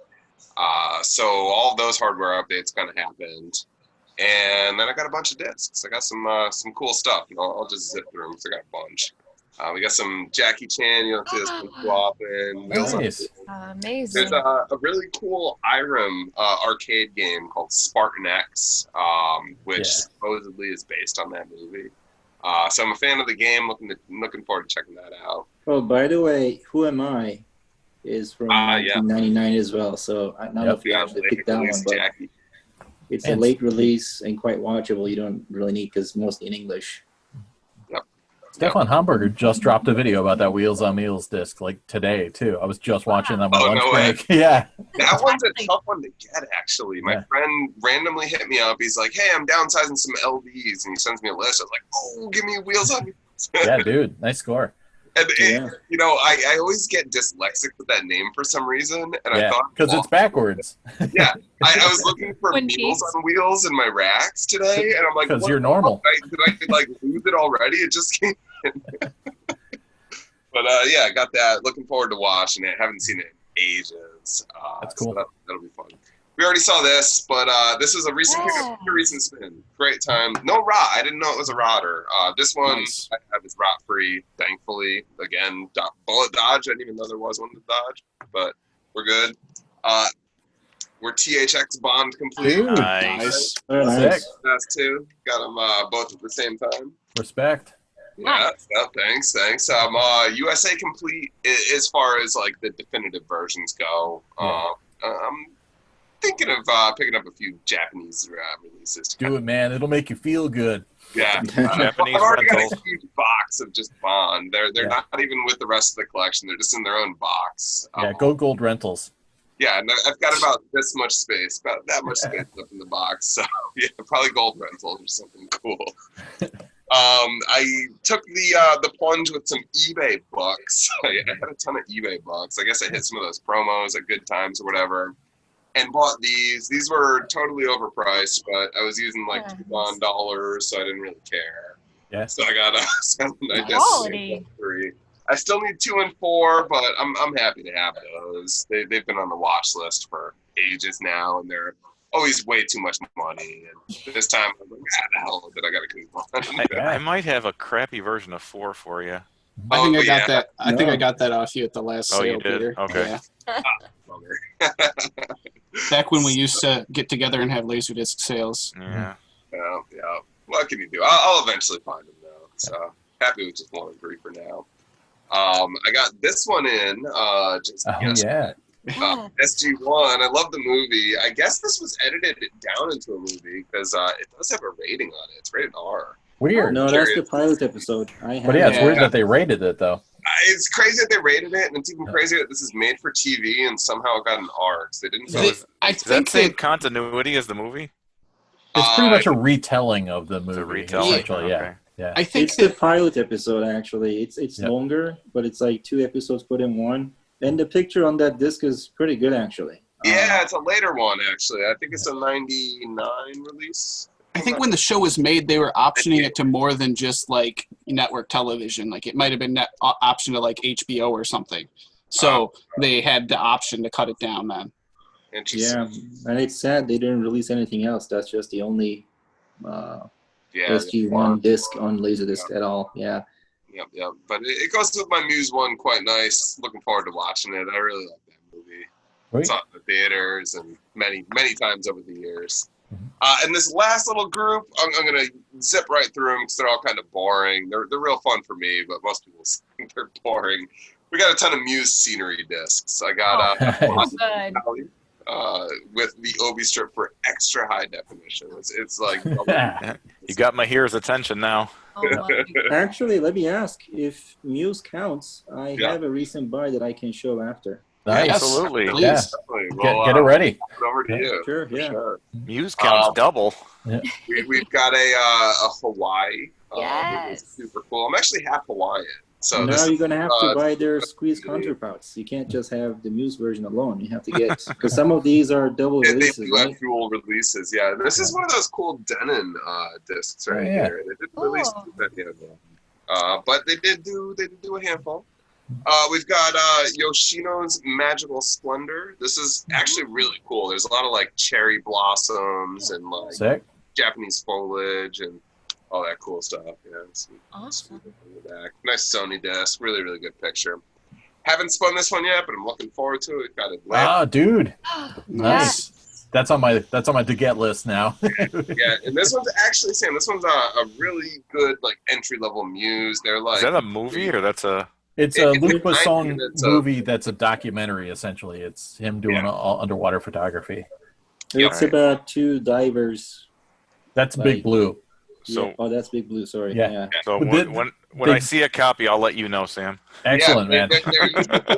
It's also Luc Besson who did Yeah. Helmet, which is really cool. It's like an underwater film, and then he went on to make really cool like action films and shit. Yeah, it's like when he did the Big Blue, he got hooked on underwater stuff and then ended up just making that. We've got Tahiti, which Ooh. this is definitely a Broterian scenery disc. I can't put the back because apparently there's Tahitian. Some Tahitian hotties on there. Yeah, that's another one you're gonna have to get the squeeze version. Yeah. Yeah. The squeeze version also exists for that. Really good picture on it. It's a later one in terms of the Muse. This one's super late in terms of Muse. This is like Anna. Manji status late. We've got the extra high definition Obi strip on there too. Sick. Muse player through the roof. Like, don't even bother if you don't have it. I should just throw the non-Obi versions I have right in the trash, to be honest. Yeah, that's like 240p if you don't have the Obi. Yeah, right. Why even bother? This one's super cool. This is from like '97. It's one of the fast ones they released, and it's a scenery disc, so it's literally through the roof with the picture quality. Wow. My last recent pickup is this Paris Sick. disc. Cool. This one is so cool. It's That's from stylish, man. 89. Yeah, it's so stylish. It's from '89 footage-wise, but the high-definition version's like modern. Mhm. So it's like it's totally a high-def time capsule, and they go through some like real funky like street art. There's like food. There's just like cobblestone like roads with just people hanging out in France and in Paris. It's really really awesome. And it's got some like super cool like EDM beats if you're into like music, electronic Cool. music, or anything like that. Yeah, it's got some like real like funky early '90s stuff going on. Nice. So selling that kidney sounds like a pretty good idea right about now, doesn't it, Sam? Yeah, man. I don't need it. Stitch me up. Ah, So been busy nice. last month or so. You guys last heard from me. Do we have some bonus new arrivals from Mahir? Yeah, what we got but right we here? got person here. Okay, so this is an interesting one. I've been looking for this for quite many years, probably close to 10 years. So it's a Panasonic MUSE decoder. Oh. It's a TU. Oh, you got one of Hold those? it up. Oh, Oh, nice. Wow. Awesome. So this is supposed That's to the be king. Where the very heck did you last. find that, if you don't mind me asking? Do we need to bleep it first? I Yeah. can cut it out. You know, if you can tell Bill where you found it, and I'll edit it. Oh, Wow. this is from the auctions. No, Wow. Yeah. Dude, Wow. congratulations. That's Was it listed wrong or something? It was listed wrong. Yeah, there you go. Yep. But let me tell you, this showed up only twice in the last 10 years. I bet. So this was, Have you this hooked is it up from yet? 1997. So this is technically the very last The last one. MUSE decoder designed and sold. Damn. I believe the Sony units are from 96, Yep. but the MSC 3000 is from 94. And between 3000 and 4000, there's really not much difference. So, There's no difference. although MSC 4000 is from 96, it's really 94. Mm. But this one does not look like anything. It's That's much sick. slimmer than the other Yeah. Panasonic units. There's a little door here that you can open. Three Is buttons there there. like a remote for that, or? So I don't have a remote. Hmm. There is one for the manual. You can find it online. Does that have But- 3 MUSE inputs? Awesome. So it's interesting. So there is the usual inputs and outputs. I don't know what these do, Huh. but there's also a trigger here. So this yeah. actually, if you have a 3.1 Mhm. audio, this turns out plus 12 volt, I believe, or 5, either one. So there must be a matching audio decoder to this. Oh, okay. So basically, when it gets the signal, the trigger puts out the plus value, which is either 5 or 12, I'm not sure. Then your audio decoder would switches into 3+1 mode. Oh, that's awesome. I wonder if Panasonic had a matching like audio preamp or pull-on AVR. So yeah, I mean, since this exists, there's a at least a theoretical potential that there's a device out there. But Have you tested this thing yet? it works. I mean, it powers on quality-wise. in that video. I haven't really watched anything Okay. long term. I only watched it for a couple of minutes because all my stuff is still in the closet and not hooked up yet. So yeah, so I found this on, I forgot the website. There was this guy who listed all the history about MUSE and everything quite many years ago, and this was listed at a 1997 model, which got my attention. Then I started looking for it. Then I came across one maybe 5 years ago or 6 years ago, and it was correctly listed, so the model number and everything. And I went into a bidding war. I'm like, I want it. I don't care. So it started at, I believe, I'll say US dollars. I don't remember what it was in Japanese yen. $200. Within like minutes, it was like $1,000. I'm like, I don't care. I want it. $1,200, $1,500. And mind you, like on top of that, I'm gonna pay. At the time, I think I was using buy. I don't remember. Whatever, 15-20%. The commission and the double shipping and everything. So it was gonna end up being $2,000. And around, I think, 14 or 1,500, I say, you know what? Okay, he wants it more than I do. He can have it. Then, like a day later, I don't know if all of you know, there's a guy, Ross from Australia. Yep, we know He's Ross. like, dude, I bought this. It's awesome. I'm like, damn it, you should have told me. Like, probably there were only 2 people out there that knew about this and wanted it. You could have gotten it for like. It's on my list. Don't tell anyone. Then, yeah, he bought it. He said he really likes it. He doesn't regret spending all that money because it turned out really nice. Then I waited another 4 or 5 years for it to show up.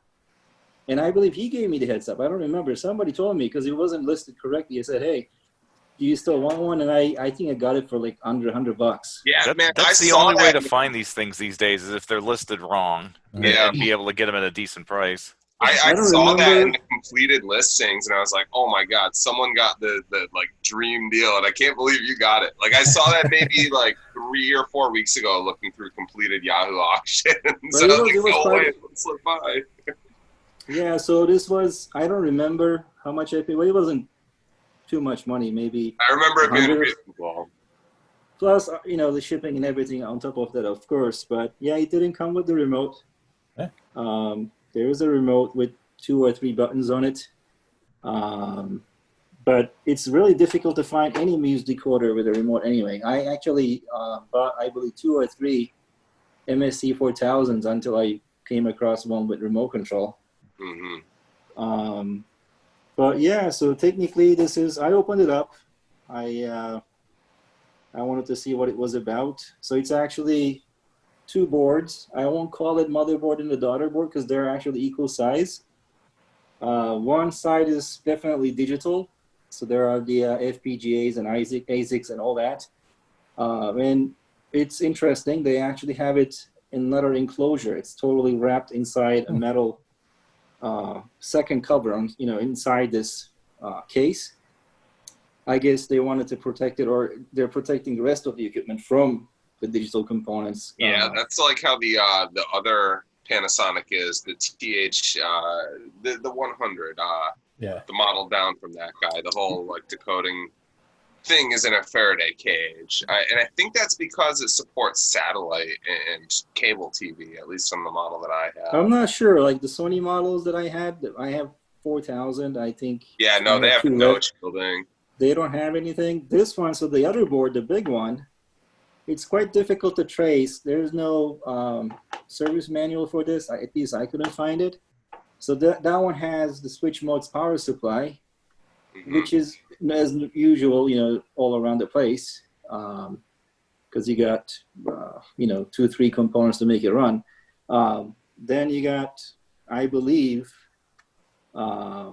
digital to analog for video side and audio side on this. But again, I cannot really recognize the chips. The Sony one is a lot easier. Although I don't really have the service manual for it, I can look at it and map it out myself. So I'm going to say Sony MSC 4000 is probably more suitable for modifications. You can open it up, you can improve the power section, and because that's a separate board. Then maybe like even tap in as an SDI, HD SDI, because I can clearly see the digital to analog converters for the video side for the Sony MSC 4000. This one is quite difficult. I mean, given enough time, of course you can figure it out, but it wasn't as clear as the Sony one. So I don't know. I think Sony can be improved to be a better decoder than this one, because it's more discrete components that you can, with limited resources like a solder iron and maybe like other, bolted on components you can add on. This one is all integrated.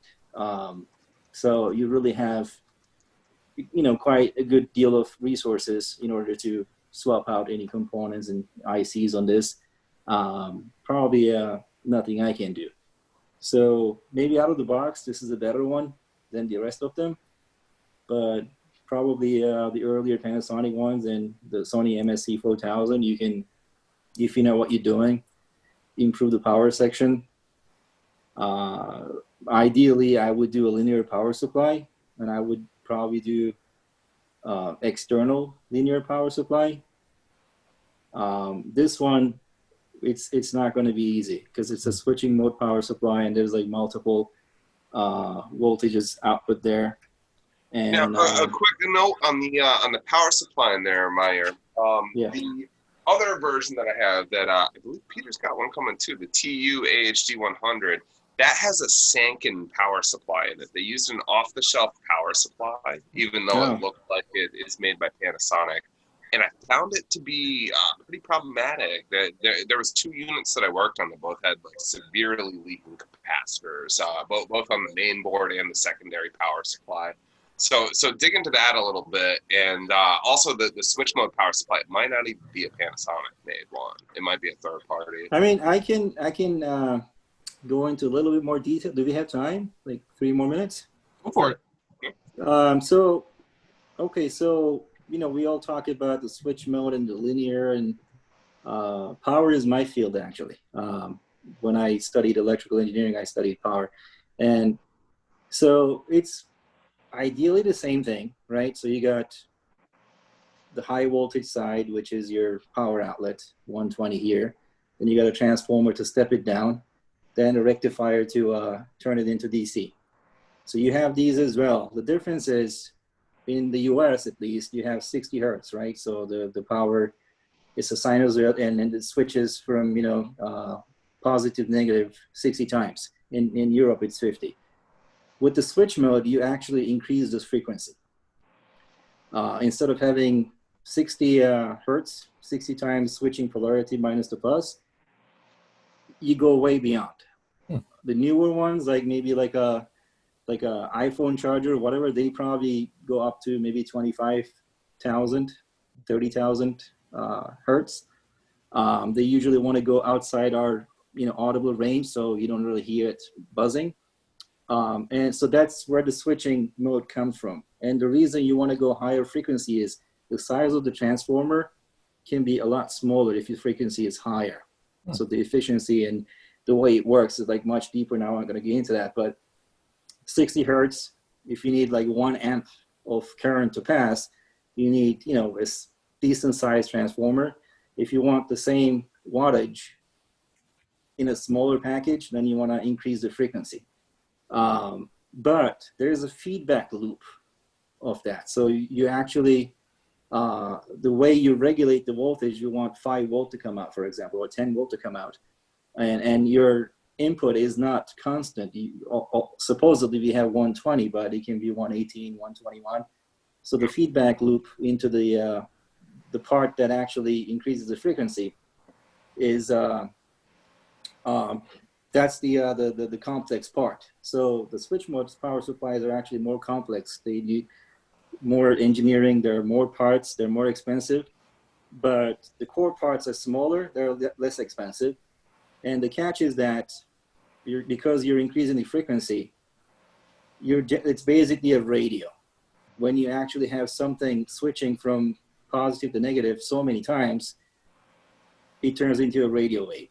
So if you have that at 25,000 times, you're literally creating a white noise or pink noise at 25,000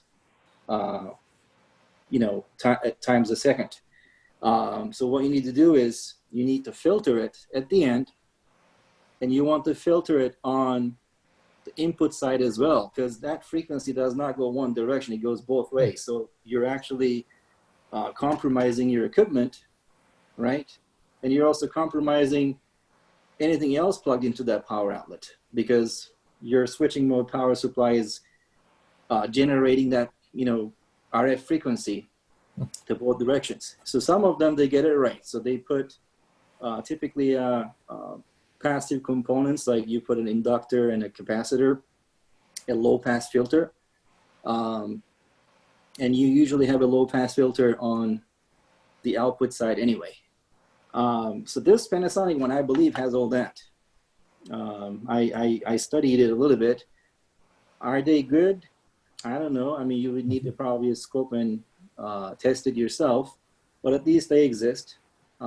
Cheaper devices, they don't. So if you buy something that is like maybe a $30 or $40 electronics, it doesn't have to be a MUSE decoder or a DVD, but it can be anything, coffee maker or little LED light. Chances are they're not going to spend the money and put those filtering components. But if you buy something really good, a few $100s, well built, especially designed for maybe audio and video, chances are they have that filtering part. I just want to point out that the X0 has filter on every single system and subsystem. If people are ever curious as to why it's so large and expensive, that's part of the reason. In addition to linear power supplies. I have a question for Mahir, because now I think everyone watching here is thinking the same thing I am.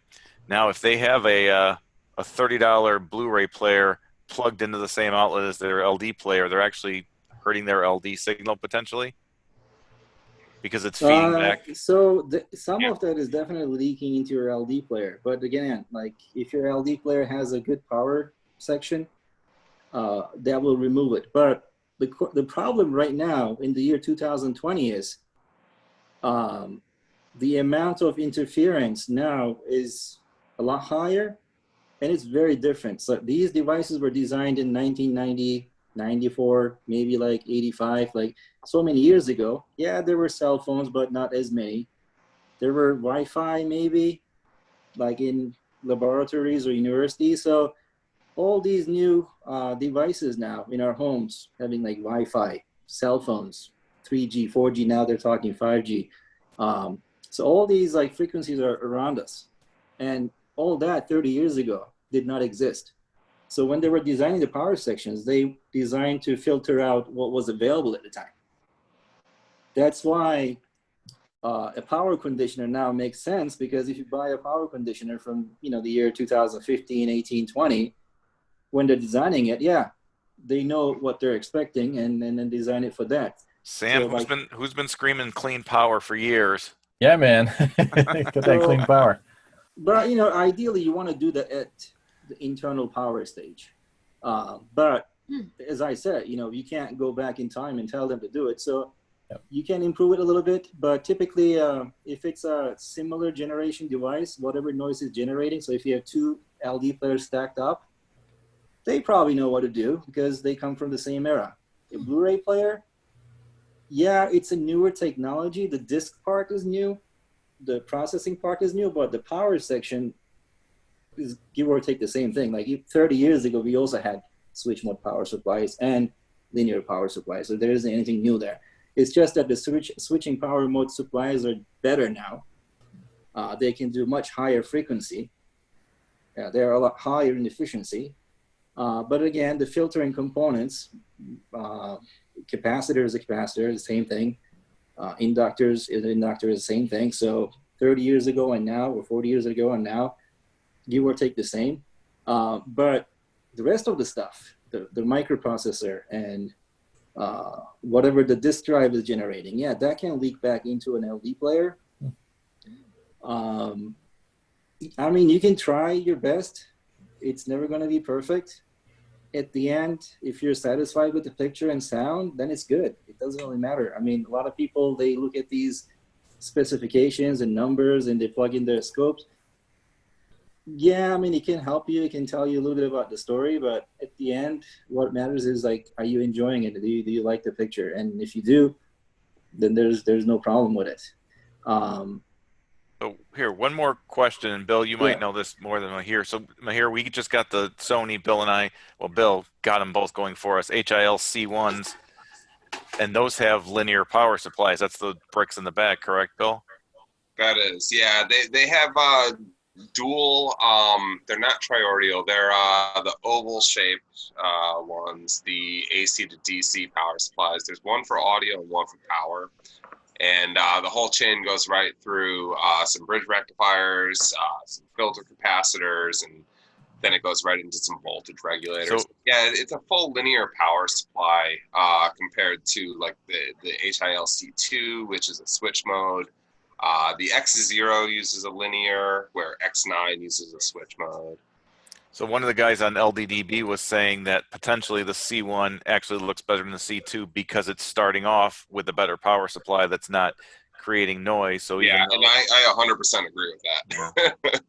Yeah, as I said, like, switch mode doesn't mean it's bad. It's not inferior. And in certain situations, it can be better. So I would say it really depends on the design. And also, like, keep in mind the filtering. If you add something, it won't come free. So the filter will filter some stuff, but it will add its own artifacting. So it needs to be carefully engineered. It needs to be carefully designed. Sometimes too much is not, good. Maybe sometimes like too little is better than too much. So you have to find the right balance. Usually, like, you get what you pay for. So you put expensive parts in there, you're gonna have better results at the end. Certain components fare better. Like, for example, like microprocessors, they like steady the voltage. Switch mode power supplies will have that because of that feedback loop that I talked about. It will have actually a better regulated output. But like audio components, they tend to like linear power supplies, so they can actually tolerate a little bit of a swing on the voltage, but they want their current, healthy and the ripple voltage less. So you probably will see some LD players, if you open them up, they have a small linear section for maybe an audio. And for example, Oppo, right? We all know, I mean, I know some of you don't do DVD or Blu-ray, but it's a well-known disc player. So even if you buy their high-end model, the 205 or the older generation 105, which is like a $1,500 disc player, regarded as one of the best. Actually, if you look at it, the video section has a switch mode power supply, and the audio section has a linear power supply. And I see a lot of people and I actually thought about upgrading it, and this was the reason I did not. The switch mode power supply was quite clean. It was well filtered. It actually provided a more stable output. The linear supply could match that, but at a cost of heat and size. And the Oppo enclosure is not very large, so you can't put a big transformer in there. And if you do, it's going to heat up. So potentially, it will lessen the the life of your player, because it's going to Maybe I should have asked you before I did that. I mean, it's just like my opinion. I'm nowhere, I'm not the authority. I mean, I know the one you got. It's the guy in Korea, right? I forgot his name. Oppo mod.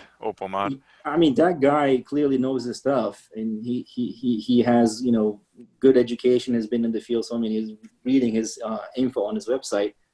But then again, did he just satisfy the market need, or he really believed in it? That I don't know. But linear power supply may not always mean the best. So depending on the use, it can be other way. But again, like switching mode power supplies are more complex. Because of that, it can be more difficult to design. Perhaps the C1 has a better one than the C2.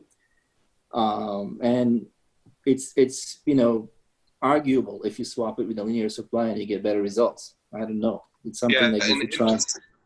Just to clarify on the powertrain, C1 versus C2, the C2 actually does have a linear power supply for the audio boards only. It's switch mode for the rest of the system, where the C1 is entirely linear with two massive transformers inside of it, where the C2 just has one small one that's just an AC to AC transformer.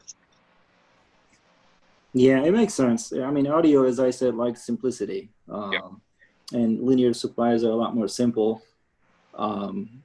Because you have a larger transformer, and transformers are expensive.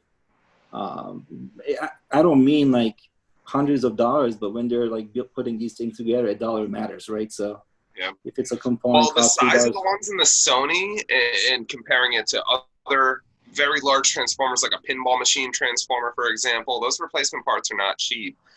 Looking at the size of the ones that are using the C1, those are some expensive transformers. Now the C2, it's smaller. It's about that big. The ones that are in the C1, they're beefy. They're really deep. They don't look cheap. Does it have a fan by any chance? The C2? Yeah, it's got two of them. Two of them. Yeah. Yeah, I haven't seen the fans ever kick on though. I know the fan circuit works. I exercised it, but they never seem to come on. So yeah, I've never seen my C2 fan go on. Yeah, just sits there. I mean, I got mine going the other day, actually, when I was messing around calibrating it. I thought I had pressed stop, but I pressed pause. So I came back like a half hour later, flying. You cranked it up. Yeah, exactly. Heated it. yeah, it's like the era is different. Like back then, I'm still amazed. Like some of the electronic, actually almost all of them, they're just beautifully created and designed, and they're heavy, and there's definitely like so much love put into them. Like right now, I don't see that. Not Even so in much. like it's disposable these days. It sucks. and even the really high end stuff. Like if you want to spend $5,000-$10,000, it still doesn't guarantee you it's going to be anywhere near the feeling of the 90s or 80s components. It's a different era. I mean, nowadays just like very few people who care. So obviously it makes sense for them to design something what the majority of people want. They want to play, push play and watch it. That's it. And I totally understand that. But there's that, a little bit of a void here for us, folks. For instance, like we still don't have an audio solution for the MUSE 3+1. Like if I was to ever open an electronics company, that would be the first product. I know I'm not going to sell 10,000 of them. I'll buy one. But there's going to be like at least 500 people who will definitely buy it. And I'll probably be the only one in the market. So things like that. There's like small, and these ideas, again, I'm going to go back to it, but like Lumigen, again, like that's the same story. I was listening to another podcast that Jim was on. He said, I was an enthusiast. I was like buying stuff and modifying and all that. And I realized there wasn't anything like this, like what I want in the year 2000. If I wanted it, I had to buy a Faruja for like 20 grand. So he decided to open the company, and his target price was $999 for a nice video processor that has like enough inputs and outputs, and he can do most of what the Faruja can do.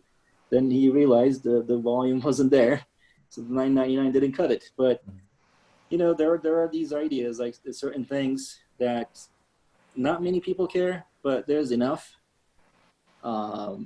Certainly, you know, it's a lot of time and effort, so it wouldn't be like a $50 product.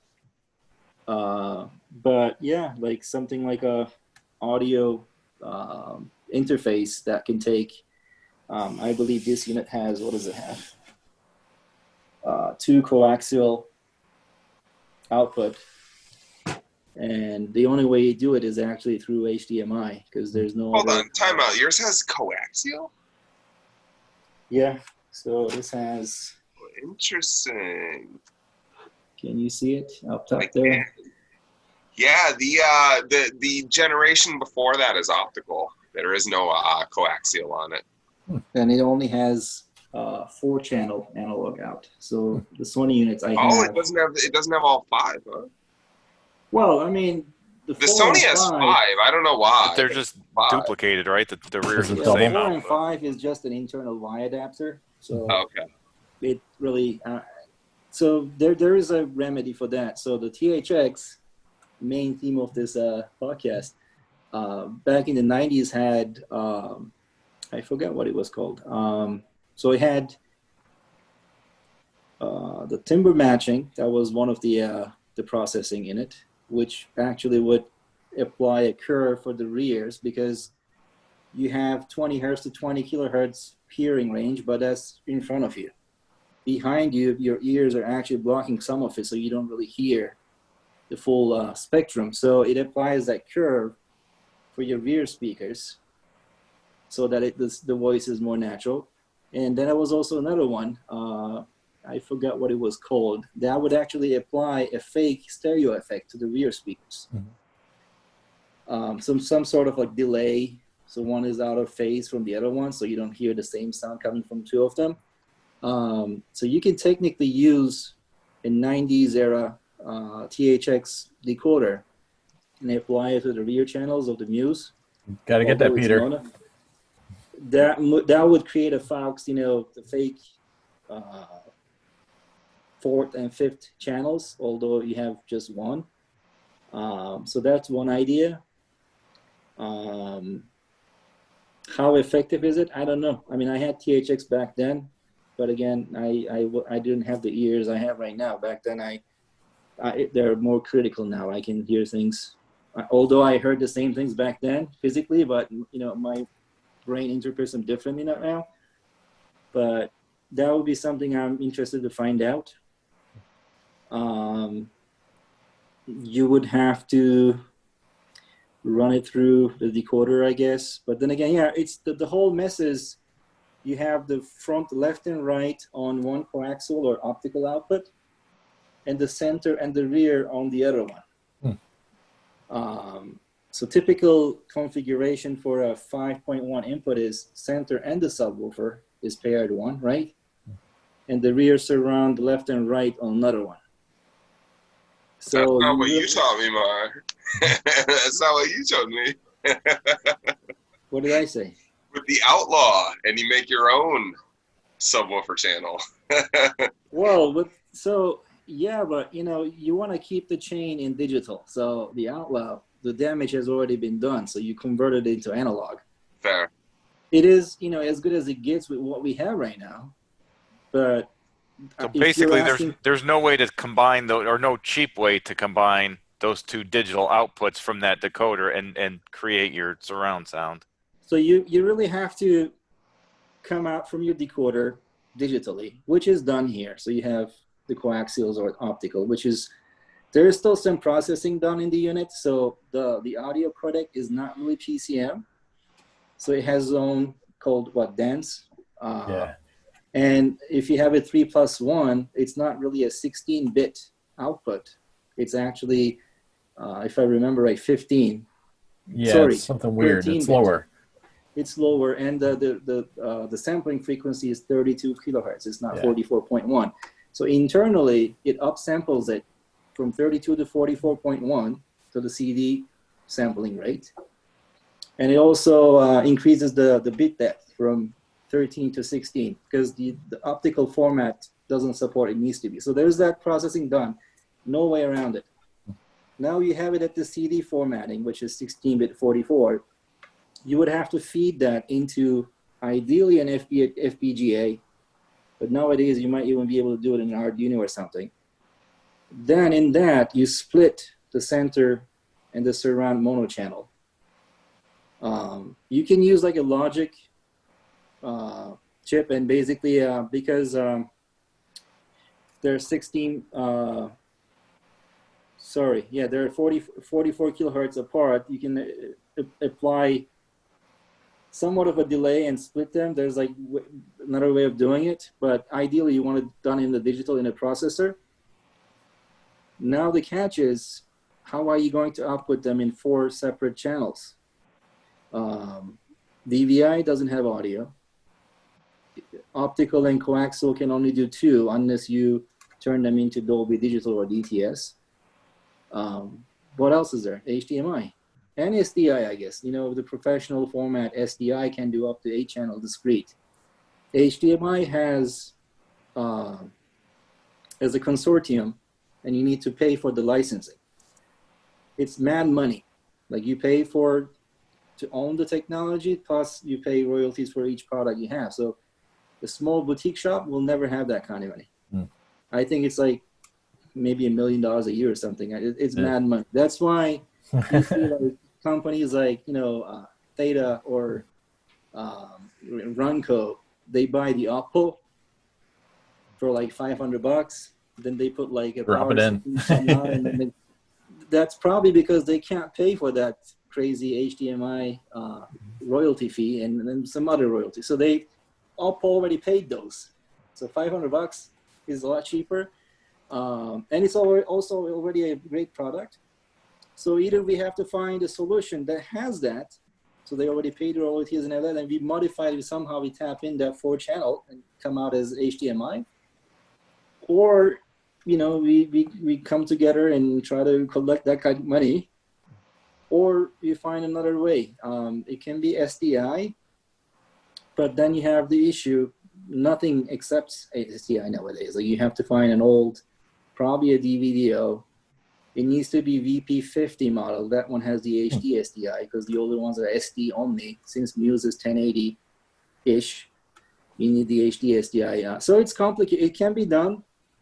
I would say probably like a $1,000 to $2,000 product for that interface. Then you would need another few $100 DVDO. That's again questionable if you can find it because there's a ton of DVDOs out there. I see very few with SDI inputs because that was an option. Luckily, you have the Cristalio that has 2 HD SDIs in there.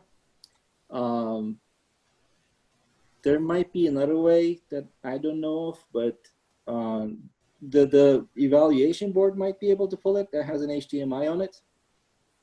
But can you have 2 digital inputs into it simultaneously? That's the question. And the other thing is, I'm not a coder. Like I can work around the microelectronics, the components. I can help design the power section and everything, but I know some coding, but I'm not efficient in it. So someone with maybe a CS major or some programming background would be, it's going to be a simple thing. It's not going to be crazy. You basically split. So I think the most efficient way is we somehow modify the DTS 610, DTS encoder. Those are not easy to find, but when you find them, they're like $100, $150. Yeah. Even cheaper I got sometimes. one. You got did get it? Yeah, I got one. Yeah. Nice. So that one has technically 3 inputs, right? You got 3 pairs of analog inputs. So you can actually bypass those and instead feed in 2 digital inputs, 2 coaxials or 2 opticals, but you still need the interface to split that center and rear on one coaxial into center and base, or center only. Base will be a blank channel, and another coaxial input for the surround channels. And if you want the surrounds to be non-mono, you probably want to somehow hack THX, or there are some other solutions to have fake stereo. THX is not the only one. Then you would have the ultimate. You're processing the signal, but it's not, distractive. It keeps the signal in digital domain, and anything you do in the signal processing can be again very non-distractive in that sense. Then you go into the DTS, then DTS does whatever it does. It will basically compress it. It will apply its filtering and curves and everything. But the nice thing about DTS 610 is that it outputs 1.5 megabits. Well, let's rock some spins quick, and maybe we can squeak out of here by 11. I don't know. We'll see. Absolutely. We can maybe do it. Let's see. Well, I did like Bill. I was messing with my rack like all day Saturday, maybe Sunday, and messed my back up like almost Peter style. Not quite that bad, but whoa, Peter. I mean, yeah, it was pretty bad though. So, but I can walk around and everything like that. But I was sore for a couple days. But I ended up Bane? I didn't get baned. I didn't You get didn't get cracked baned? across someone's knee. But I did end up like watching a ton of stuff because I had rehooked up a bunch of things, including my PAL player. So I threw on the Sankium Element. Also because there was that guy on, I forgot, one of our friends on LDF was saying that the French version was the best. And I was like, well, let me watch it again. And this is, of course, the version française. So it's dubbed. It's not Bruce Willis. I forgot the name of the French actor that always does Bruce Willis's voice. But it is not the best version on LD. that is definitive. But it is PAL, but it's pretty badass, and it's a But nice. Hey, it's cover the is so Atlantis cool. guy. Yeah, that's Yeah, cool. yeah. Luc Besson is him, and Nick Cage and Christian Slater are sponsors. Yeah. And Quality. had to get my other recent pickup, the AC3 Apocalypse Now. nice. This one's for Peter. Nice. This thing looked ridiculously good, and I put a EX encoding or Motel XS encoding on it, and there was some sick like center surround, like the helicopter pans and everything were going all across the room. This thing sounded badass. 70 millimeter? Yeah, this is what I don't know. Where did they source this? Talking about the audio. Oh no, the 70 millimeter mode. I thought you meant where they got it. I think this is from 35, but it's got the original whatever. I think you can get a Hearts of Darkness. There's like a discount here. Oh wait, I'm going the wrong way. You could send it in and get it for $19.98. What a deal! Yeah, so badass. And then because Criterion came out with that sick Bruce Lee box set, I had to go with the old school theatrical cut of Bruce Lee's Under the Dragon. Before this, there was that. Come on, there we go. There was that weak ass green one with pan and scan, and this looked great. I mean, everyone's always talking about CRT and LDF, and there's nothing like throwing something like this on a projector.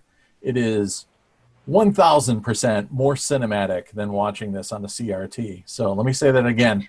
1,000% more cinematic than watching this on an old DirectView CRT TV. Oh, be careful with 27-inch that. CRT. Yeah, they're forward. going to throw me off. You know what old CRTs look like?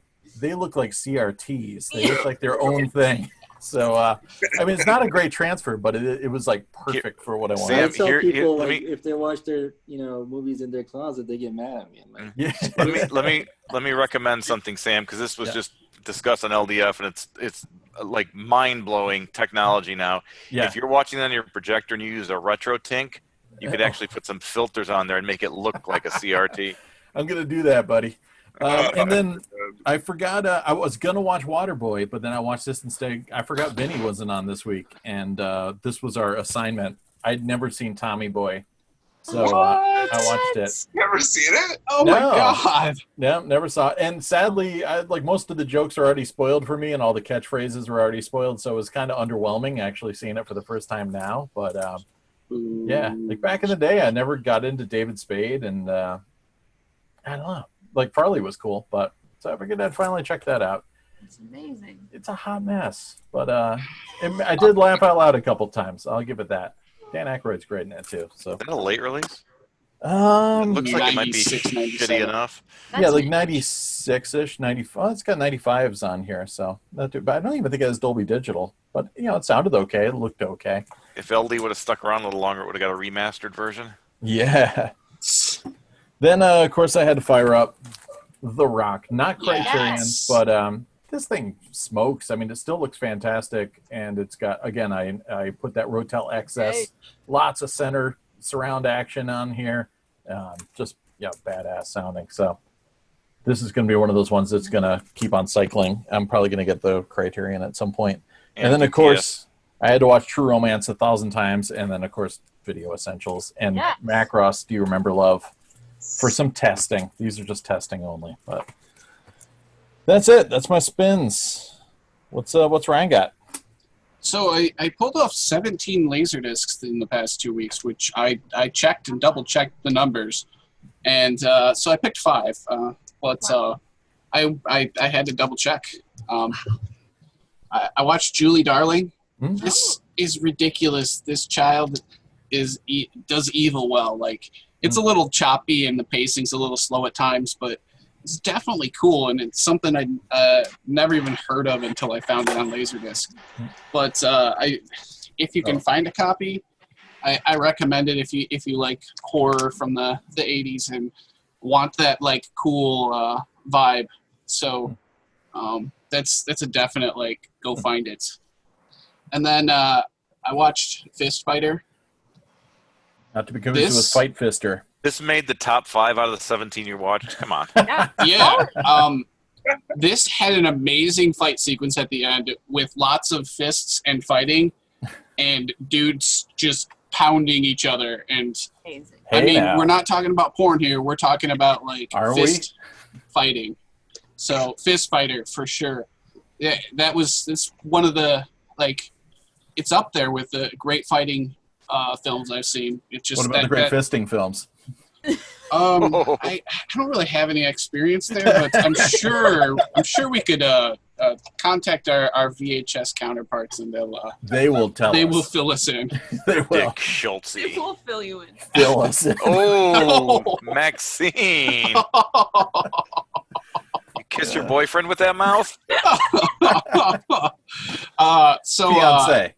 I watched Raging Angels, and what an absolute shit fest. I thoroughly enjoyed it because it was so bad. And the CG, I sent you guys a couple of shots of it, is just like, it makes Full Moon look like Blockbuster level in at the end. And I just was busting up laughing. Like, my wife came down and she caught the end of it, and I was just laughing, and she's like, "Why are you laughing?" I'm like, "It's so bad that it's good." But it's got a good soundtrack, surprisingly. All right. Like, I'm watching it and I'm like, this has a real soundtrack for this absolute piece of shit. So that guy in the Alien movie? dude. Yeah, Is what's it with a Hong Alien? Kong disc? it is a Hong Kong disc. It's surprising it's got a good soundtrack. I mean, the sound quality is okay, right? I mean, I don't know about like the actual like fidelity on the sound. I meant like the songs that are The included. jams. Are actually, Yeah. He's there- judging it from the CRT speaker, Mahir. no. There's Dio in it. I think. All right. Yeah, it was Dio. It was Actually, that's one thing CRTs had going. They usually had good sound. The newer flat panels, Yeah, they suck. yeah, They may as well be a computer monitor. I mean, geez. Yep. yeah. a 21:9. That's the only way to go. I had to include this one because I think like all of LDF managed to watch it in the past week. This is a good transfer. This is like 96, I think. Widescreen AC3, like this. Killer. I don't need to say much about this. We all know you've got Van Damme. Forever. Van Damme in his prime, just destroying Lundgren, and Lundgren just taking it. Like, they're beasts, and it's good film. And then I'm going to highlight one more because I don't want to talk about Planet of the Apes because everyone's talked about it and it was great, but like I don't need to talk about how good the transfer is. This is a dud. Oh my God. Like, I thought that maybe with Elliot from E.T. and Mädchen Amick from Twin Twin Peaks. Peaks and like everything else where she just shows up in his hot and that's enough. I mean, no, it's terrible. It takes So place in Is it Bombshell or Bombs Hell? Bombs Hell. I don't even know what to say other than it's just bad and Wow. skip it. Even if you find it for like $5, there's nothing redeeming about it. That's serious coming I from didn't you. know there. Yeah, exactly. Yeah. I didn't know there were lows that were lower than your We lows. found his bottom. I like shitty movies, but there wasn't even any good shitty parts. Like No, Yeah. you have great taste in shitty movies. That's what I feel like. And I mean, like, maybe the best thing was he was driving around this green car that was branded Riot, and it looked like basically they'd like souped up a go-kart and dropped a green shell body on it. It's so ridiculous. So All right. yeah, but those are my 5. All right, Peter. All right, I was on a little bit of a kick this week, and in keeping with the required watching, I watched Universal Soldier as well Yes. with the extra Bonus. Obi bonus sticker. sticker there. Yeah. I got my HIL C1 working. I really wanted to spend some discs on it, so Jurassic Park, which has the Obi strip and sticker, so that's Damn. like Double Wow. whammy. 60p by the time you're done Wow. with it. Yeah. It's got 2, right? Yeah. Wow. And similarly, Stargate with the Obi and the sticker. This Not sticker's SG1, so but the regular Kurt Russell version. Yeah, buddy.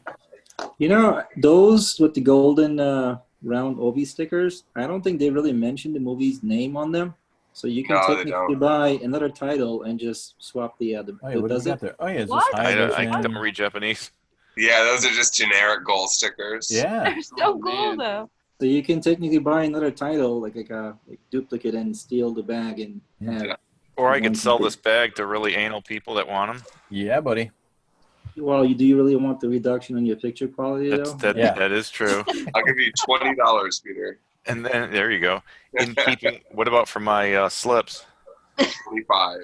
So in keeping with the late release, I actually watched this one today while I was trying to figure out what to do. Thank you, Maxine. Yes. Ah, Boom. snap.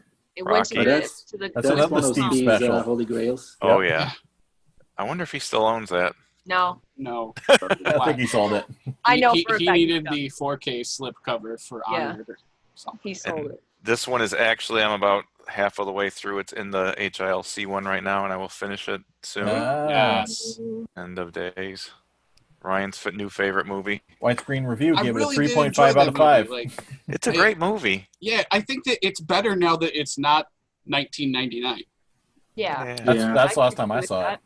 Yeah, it Well, was too real then. Well, no, it was just we'd heard about this for like 2-3 years to the wind up. So by the time it came out, you're like, I don't care yeah. anymore. It's no Eraser, and Eraser was no True Lies. Yeah. I think It it was like came that. out around the same time as Stigmata, right? The same year. Yeah. The End of Yep. Days. End of Stigmata Days was is way cooler.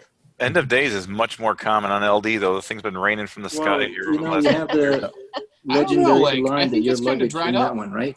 Yeah, that's Eraser. Yeah. Your luggage. Was it Razor or this one? Yeah. Eraser. Yeah, eraser is typically erased. This one has something too. This one has a one-liner too. I forgot which one.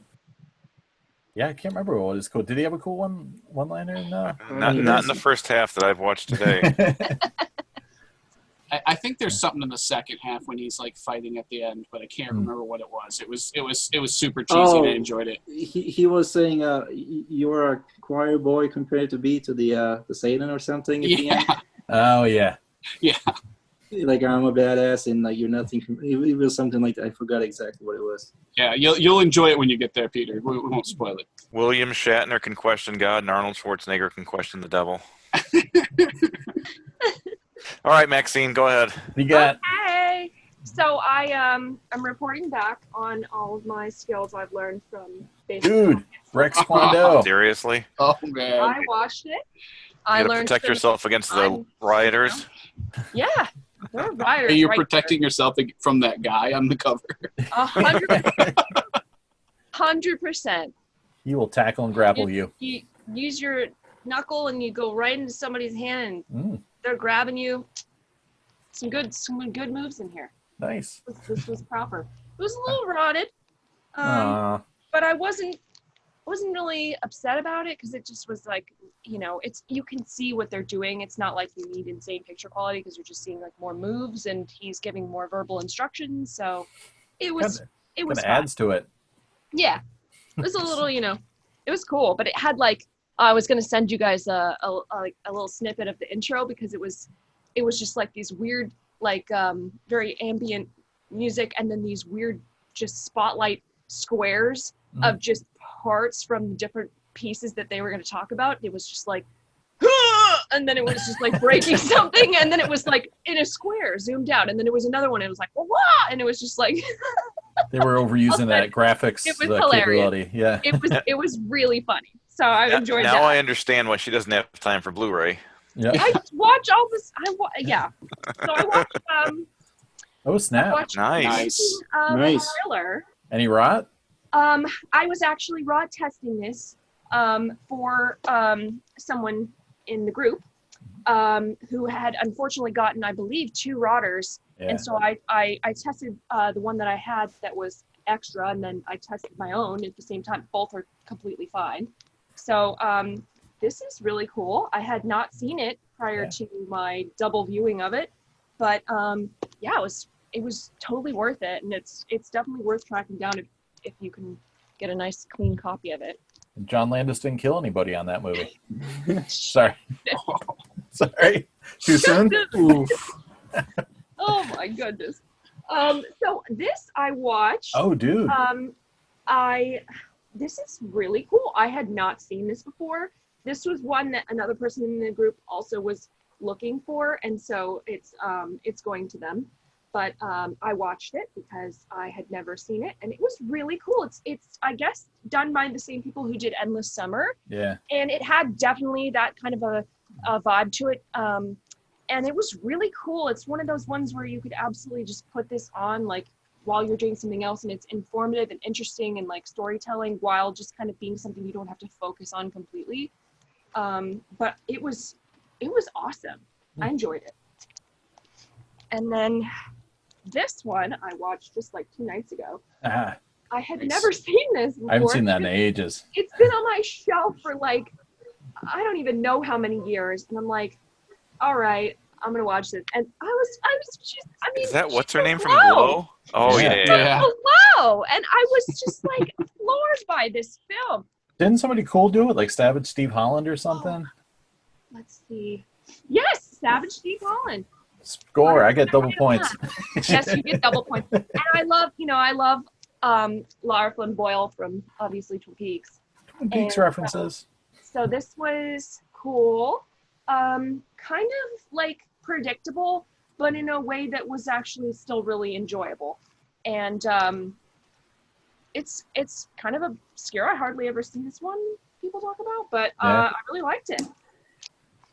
And then I'm obviously saved my most exciting one for last, this box set. So what I was really, really looking forward to in this was disc 1, side 2. It is my favorite color, teal, the sleeve, and it is called Dinomania. And it's all about dinosaurs in film and all the special effects and how different people did dinosaurs, and I freaking loved it.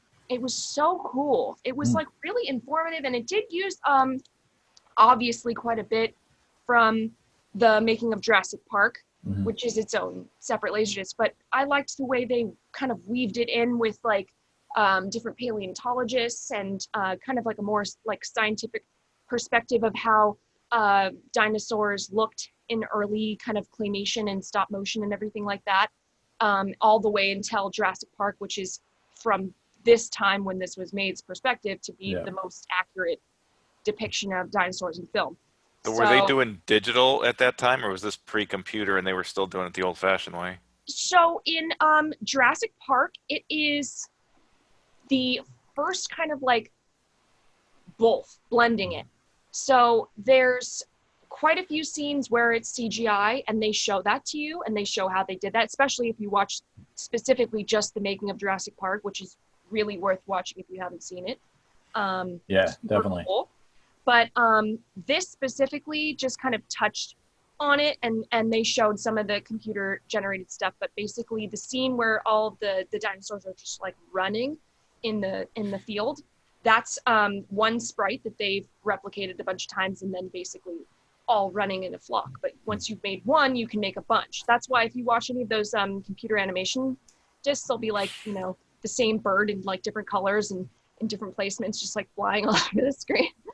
Those computer animation ones are really great too. But I'm really into special effects. I love that. I love seeing how they do things, and it's just like peeling back the curtain in a way. And this is just so right up my alley. And just like the fact that it had even a spotlight of like one whole side of a disc just talking about dinosaurs. And then everything else on here that I've seen is relatively like disc one, side one is called Wild Hollywood. And I mean, other than the names of these, there's like everything's in Japanese, so I have no clue what the actual topics are other than just like what the titles are on the front. But it is actually, it has Japanese audio on one side, and then English audio, and then there's like some Japanese subtitles on the screen, but none of them are really in the way or distracting. So totally like in English, you can understand everything that's happening, and it was really cool and fascinating, and I super enjoyed it, and I'm really looking forward to watching the other ones. I mean, on the back here they have kind of like some like Mars Attacks and like but they interviewed Jumanji, Harryhausen. Yes. Thank you. They interviewed him, and it was just like, that was so cool, because that was like, I mean, he's pretty elderly in that interview, but like, yeah, it was really cool to see him just talking about it. And he had some of his dinosaurs that he had made, and he was moving them around a little bit. It was cool. It was really cool. That's awesome. So that's my very exciting. I mean, this is just so happy to own it. Yeah, I've never seen that come up for sale before. Keep eyes out for it now. Yeah, no. It'll be on eBay next week. For Yeah, right. Podcast effect. Like the creature, I'd never ever seen that available, and then boop, and there it is. It's available. Can we increase the value of that one space disc we all have so we can dump those things? Oh man, everybody tried to force me to buy that thing. I did not buy it either. I'm good. They threatened to buy one for me, but somehow I lucked out. Well, yeah, Bill, what were you watching? All right, so Video Essentials? because Yes. no, Tony Test disc? Yeah. basically 1 foot in the apocalypse, I decided it was a great time to watch Oh yeah. apocalypse really looks like. So we did the whole trilogy over here, 1, 2, and 3. 3 Nice. is yes, oh my goodness. Yeah. But you know, everybody loves part 2, myself included. Yeah, I think man. that's one, Road Warrior, or Mad. Road Beyond Warrior. Thunderdome. Yeah, no, not Beyond the Thunder. Yeah. Not Beyond Oh, Thunderdome. Warrior. Nah. Continuing with the post-apocalyptic Yeah. Yes. theme, Waterworld DTS was next. Another hot mess. Quality. Yep. I've got a sweet spot in this in my heart for this one. That's a fun time. Great sound, though. Quality. Yeah, really good sound Very- from that. too. That's very And expensive. That's a bird. Oh, let's not make those jokes, please. I'll cut that out. Yeah, cut that one out, please. Waterworld, actually, and the picture on this one is out of this world. It's 10 out of 10 in terms of LaserDisc, if you ask me. Another post-apocalyptic jammer. Oh. The Salute of the Jugger, which I didn't know going into it. It's got Josie from Twin Peaks in there. Man, all these Oh my Twin Peaks God. references. No, he's got all this Twin Peaks Incredible. action. Oh yeah, there she goes, right on the back. Joan Chen. Like hanging. Oh, wow. Yeah, and this is actually pre-Twin Peaks. I think this was her role like directly before that. So Snap. yeah, and she's really good in it. Yeah. Watch this one for the first time. Ah. Absolutely Ooh. Deep Rising. Japanese covers, easily the best one. Yeah, it's pretty sick. Yeah. Yeah, you guys say cover Anything. terrible. They're just like busting out of an explosion. It's like Yep. America the cover, you know. And a real movie cover. But this movie was awesome. It was absolutely awesome. 90s sci-fi goodness, good special effects. You get to see this like half dissolved dude walking around, which is pretty cool. Sweet. Yeah, it's a pretty gory movie too. Actually, I was surprised by that. And speaking of gory movies, I finally got to check out the only Argento LaserDisc that I haven't watched because you need that special PAL player. But got it up and going. This is the later widescreen edition. I also have the Pan and Scan UK release, which is a bit older. This came out in '96. I think the other one came out in '86. But it's fun kind of comparing the two of them. The one from '96 is definitely a remaster, and the Technicolor is definitely like twice as much exaggerated. Yeah. It's like Suspiria levels of exaggeration on the neons, where the 80s cut of it, the blues, the magentas, they're there, but they're a lot more like subdued. Yeah. Which it's cool. It almost looks like a grindhouse print of it, if you will. Phil, do you know the best test disc for PAL? I do. It's a PAL Plus one. It's that weird German disc. No, it's not. It's the Jason and the Argonauts. Really?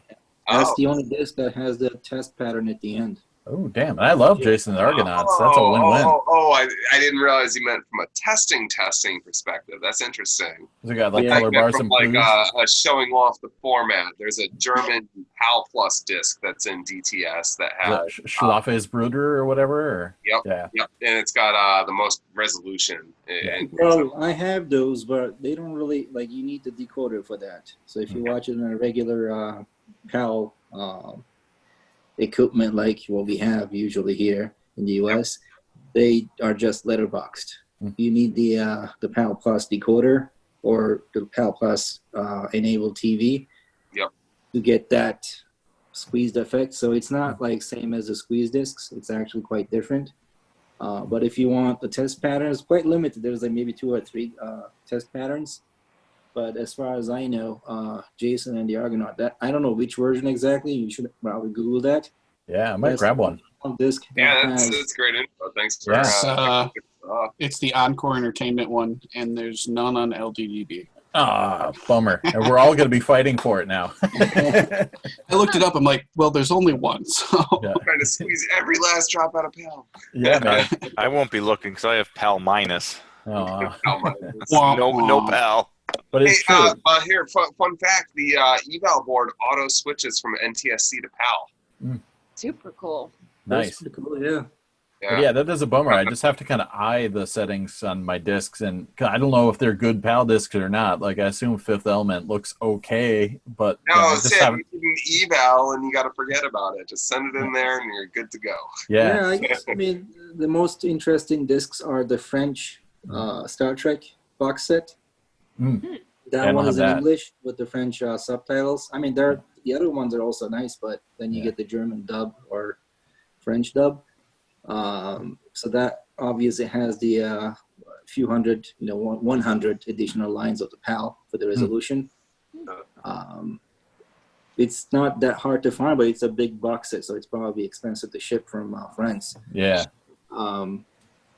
I'm going to slip in one more PAL one also, just because I did watch this. Man. Sorry, I did like 6 plus the box set. That's like 8. My bad, guys. But That's a weird Ravens, Deadly Blessing. This is a weird-ass cover, man. That's a nice cover. It's so awesome weird. Cover. That dude from The Hills Have Eyes. I was going to say, it looks like Michael Berryman. Thank you. I always forget his name as an actor. And this was pre-Nightmare on Elm Street. Really, really good stuff. Wes Craven touches on like religion, just like class disparity, simple living, stuff like that, and it's a really, really cool movie.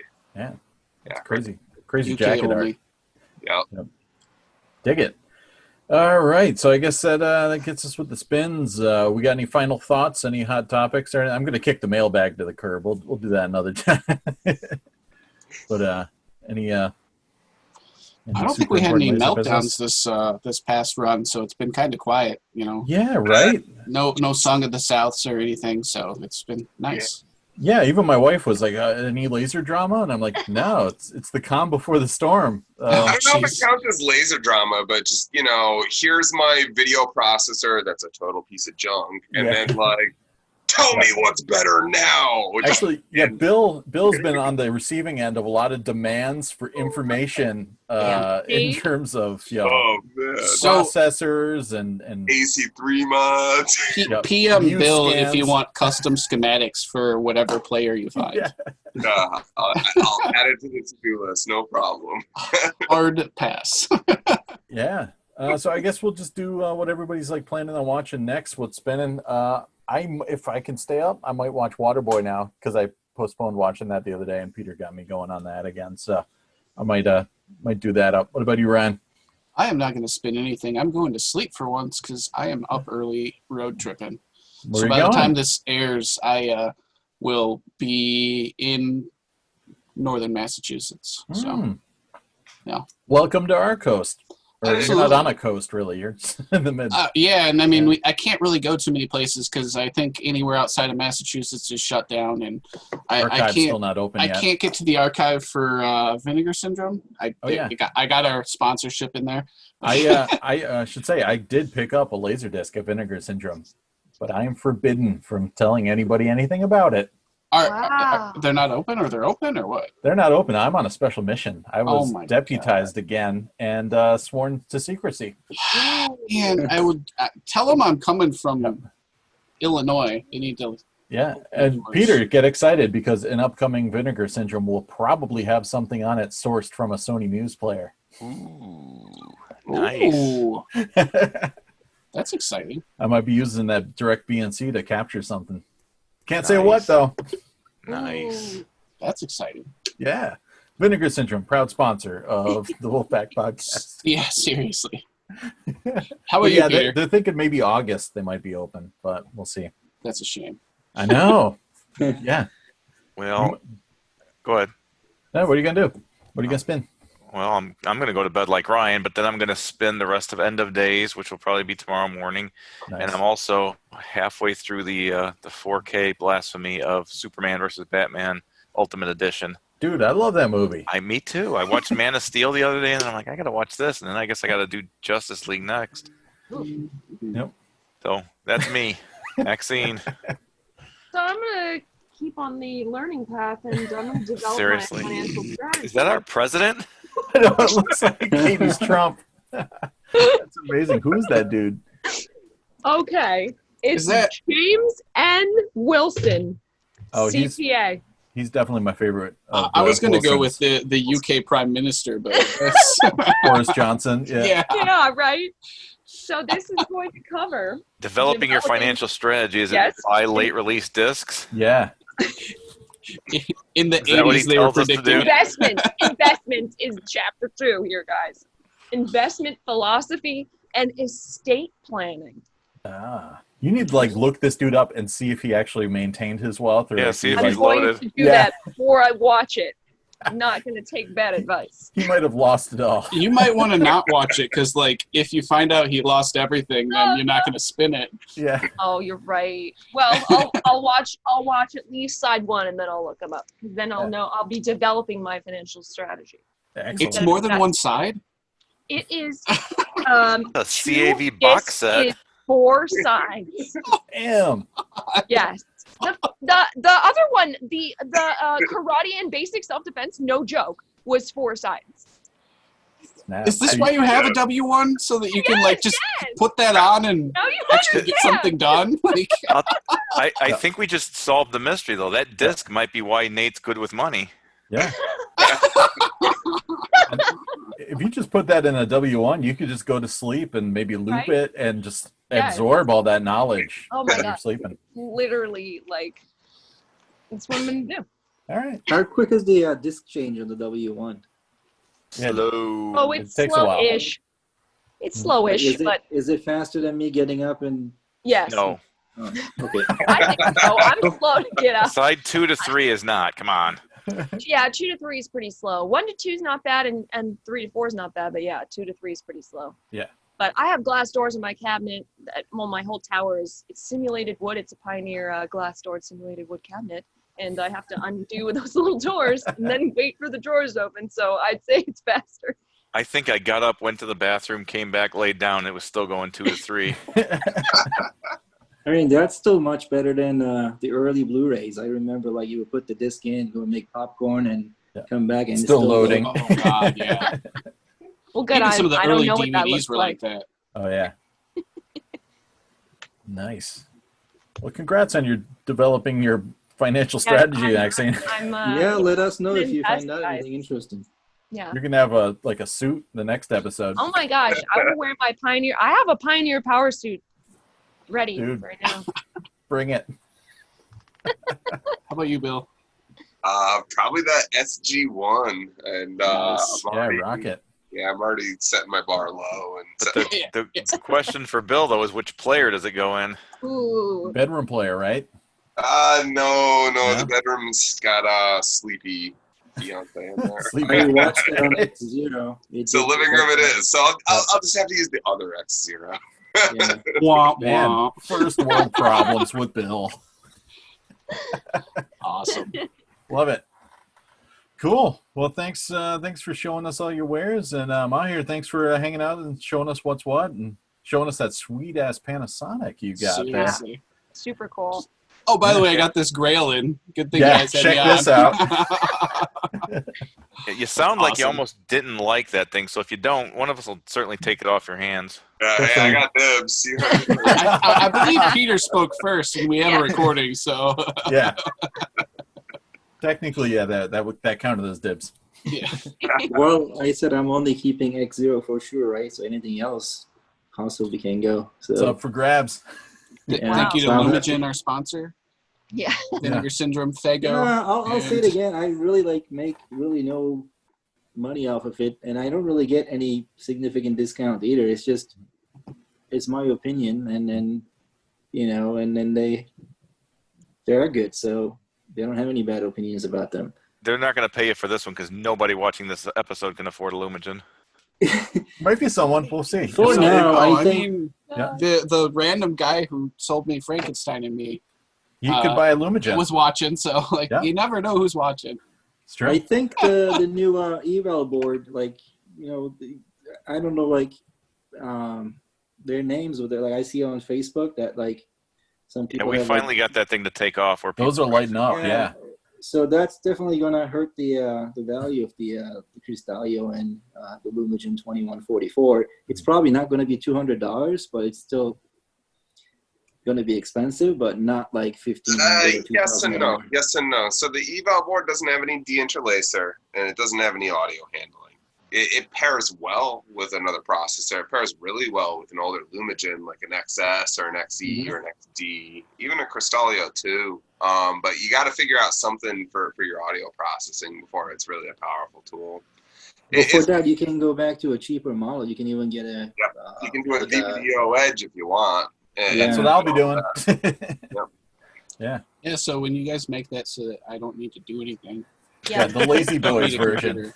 It's Well, close, if you right? have Close. if You might you want have to buy one. CRT, you probably don't need much. I mean, it's probably Yeah, good point. Yeah. Yeah, TRT looks just like the movie theaters. pretty As I much. demonstrated I earlier. think CRT TVs are fine. Like, don't get me wrong. It's the whole negative part is the size. Like, you can't get anything larger than 34 inch or something. And the weight. And But It can that's be the way it was perfect meant to be. Yes. fine. But if you can't get like 60 or 70 inches out of it, then there's really no point. But that's my Exactly. opinion. Go big or go home. Yeah, Awesome. that's it. All right, gentlemen, gentlewomen, and everyone else in between. Let's wrap this sucker up. Let's call it, Ryan. Peace.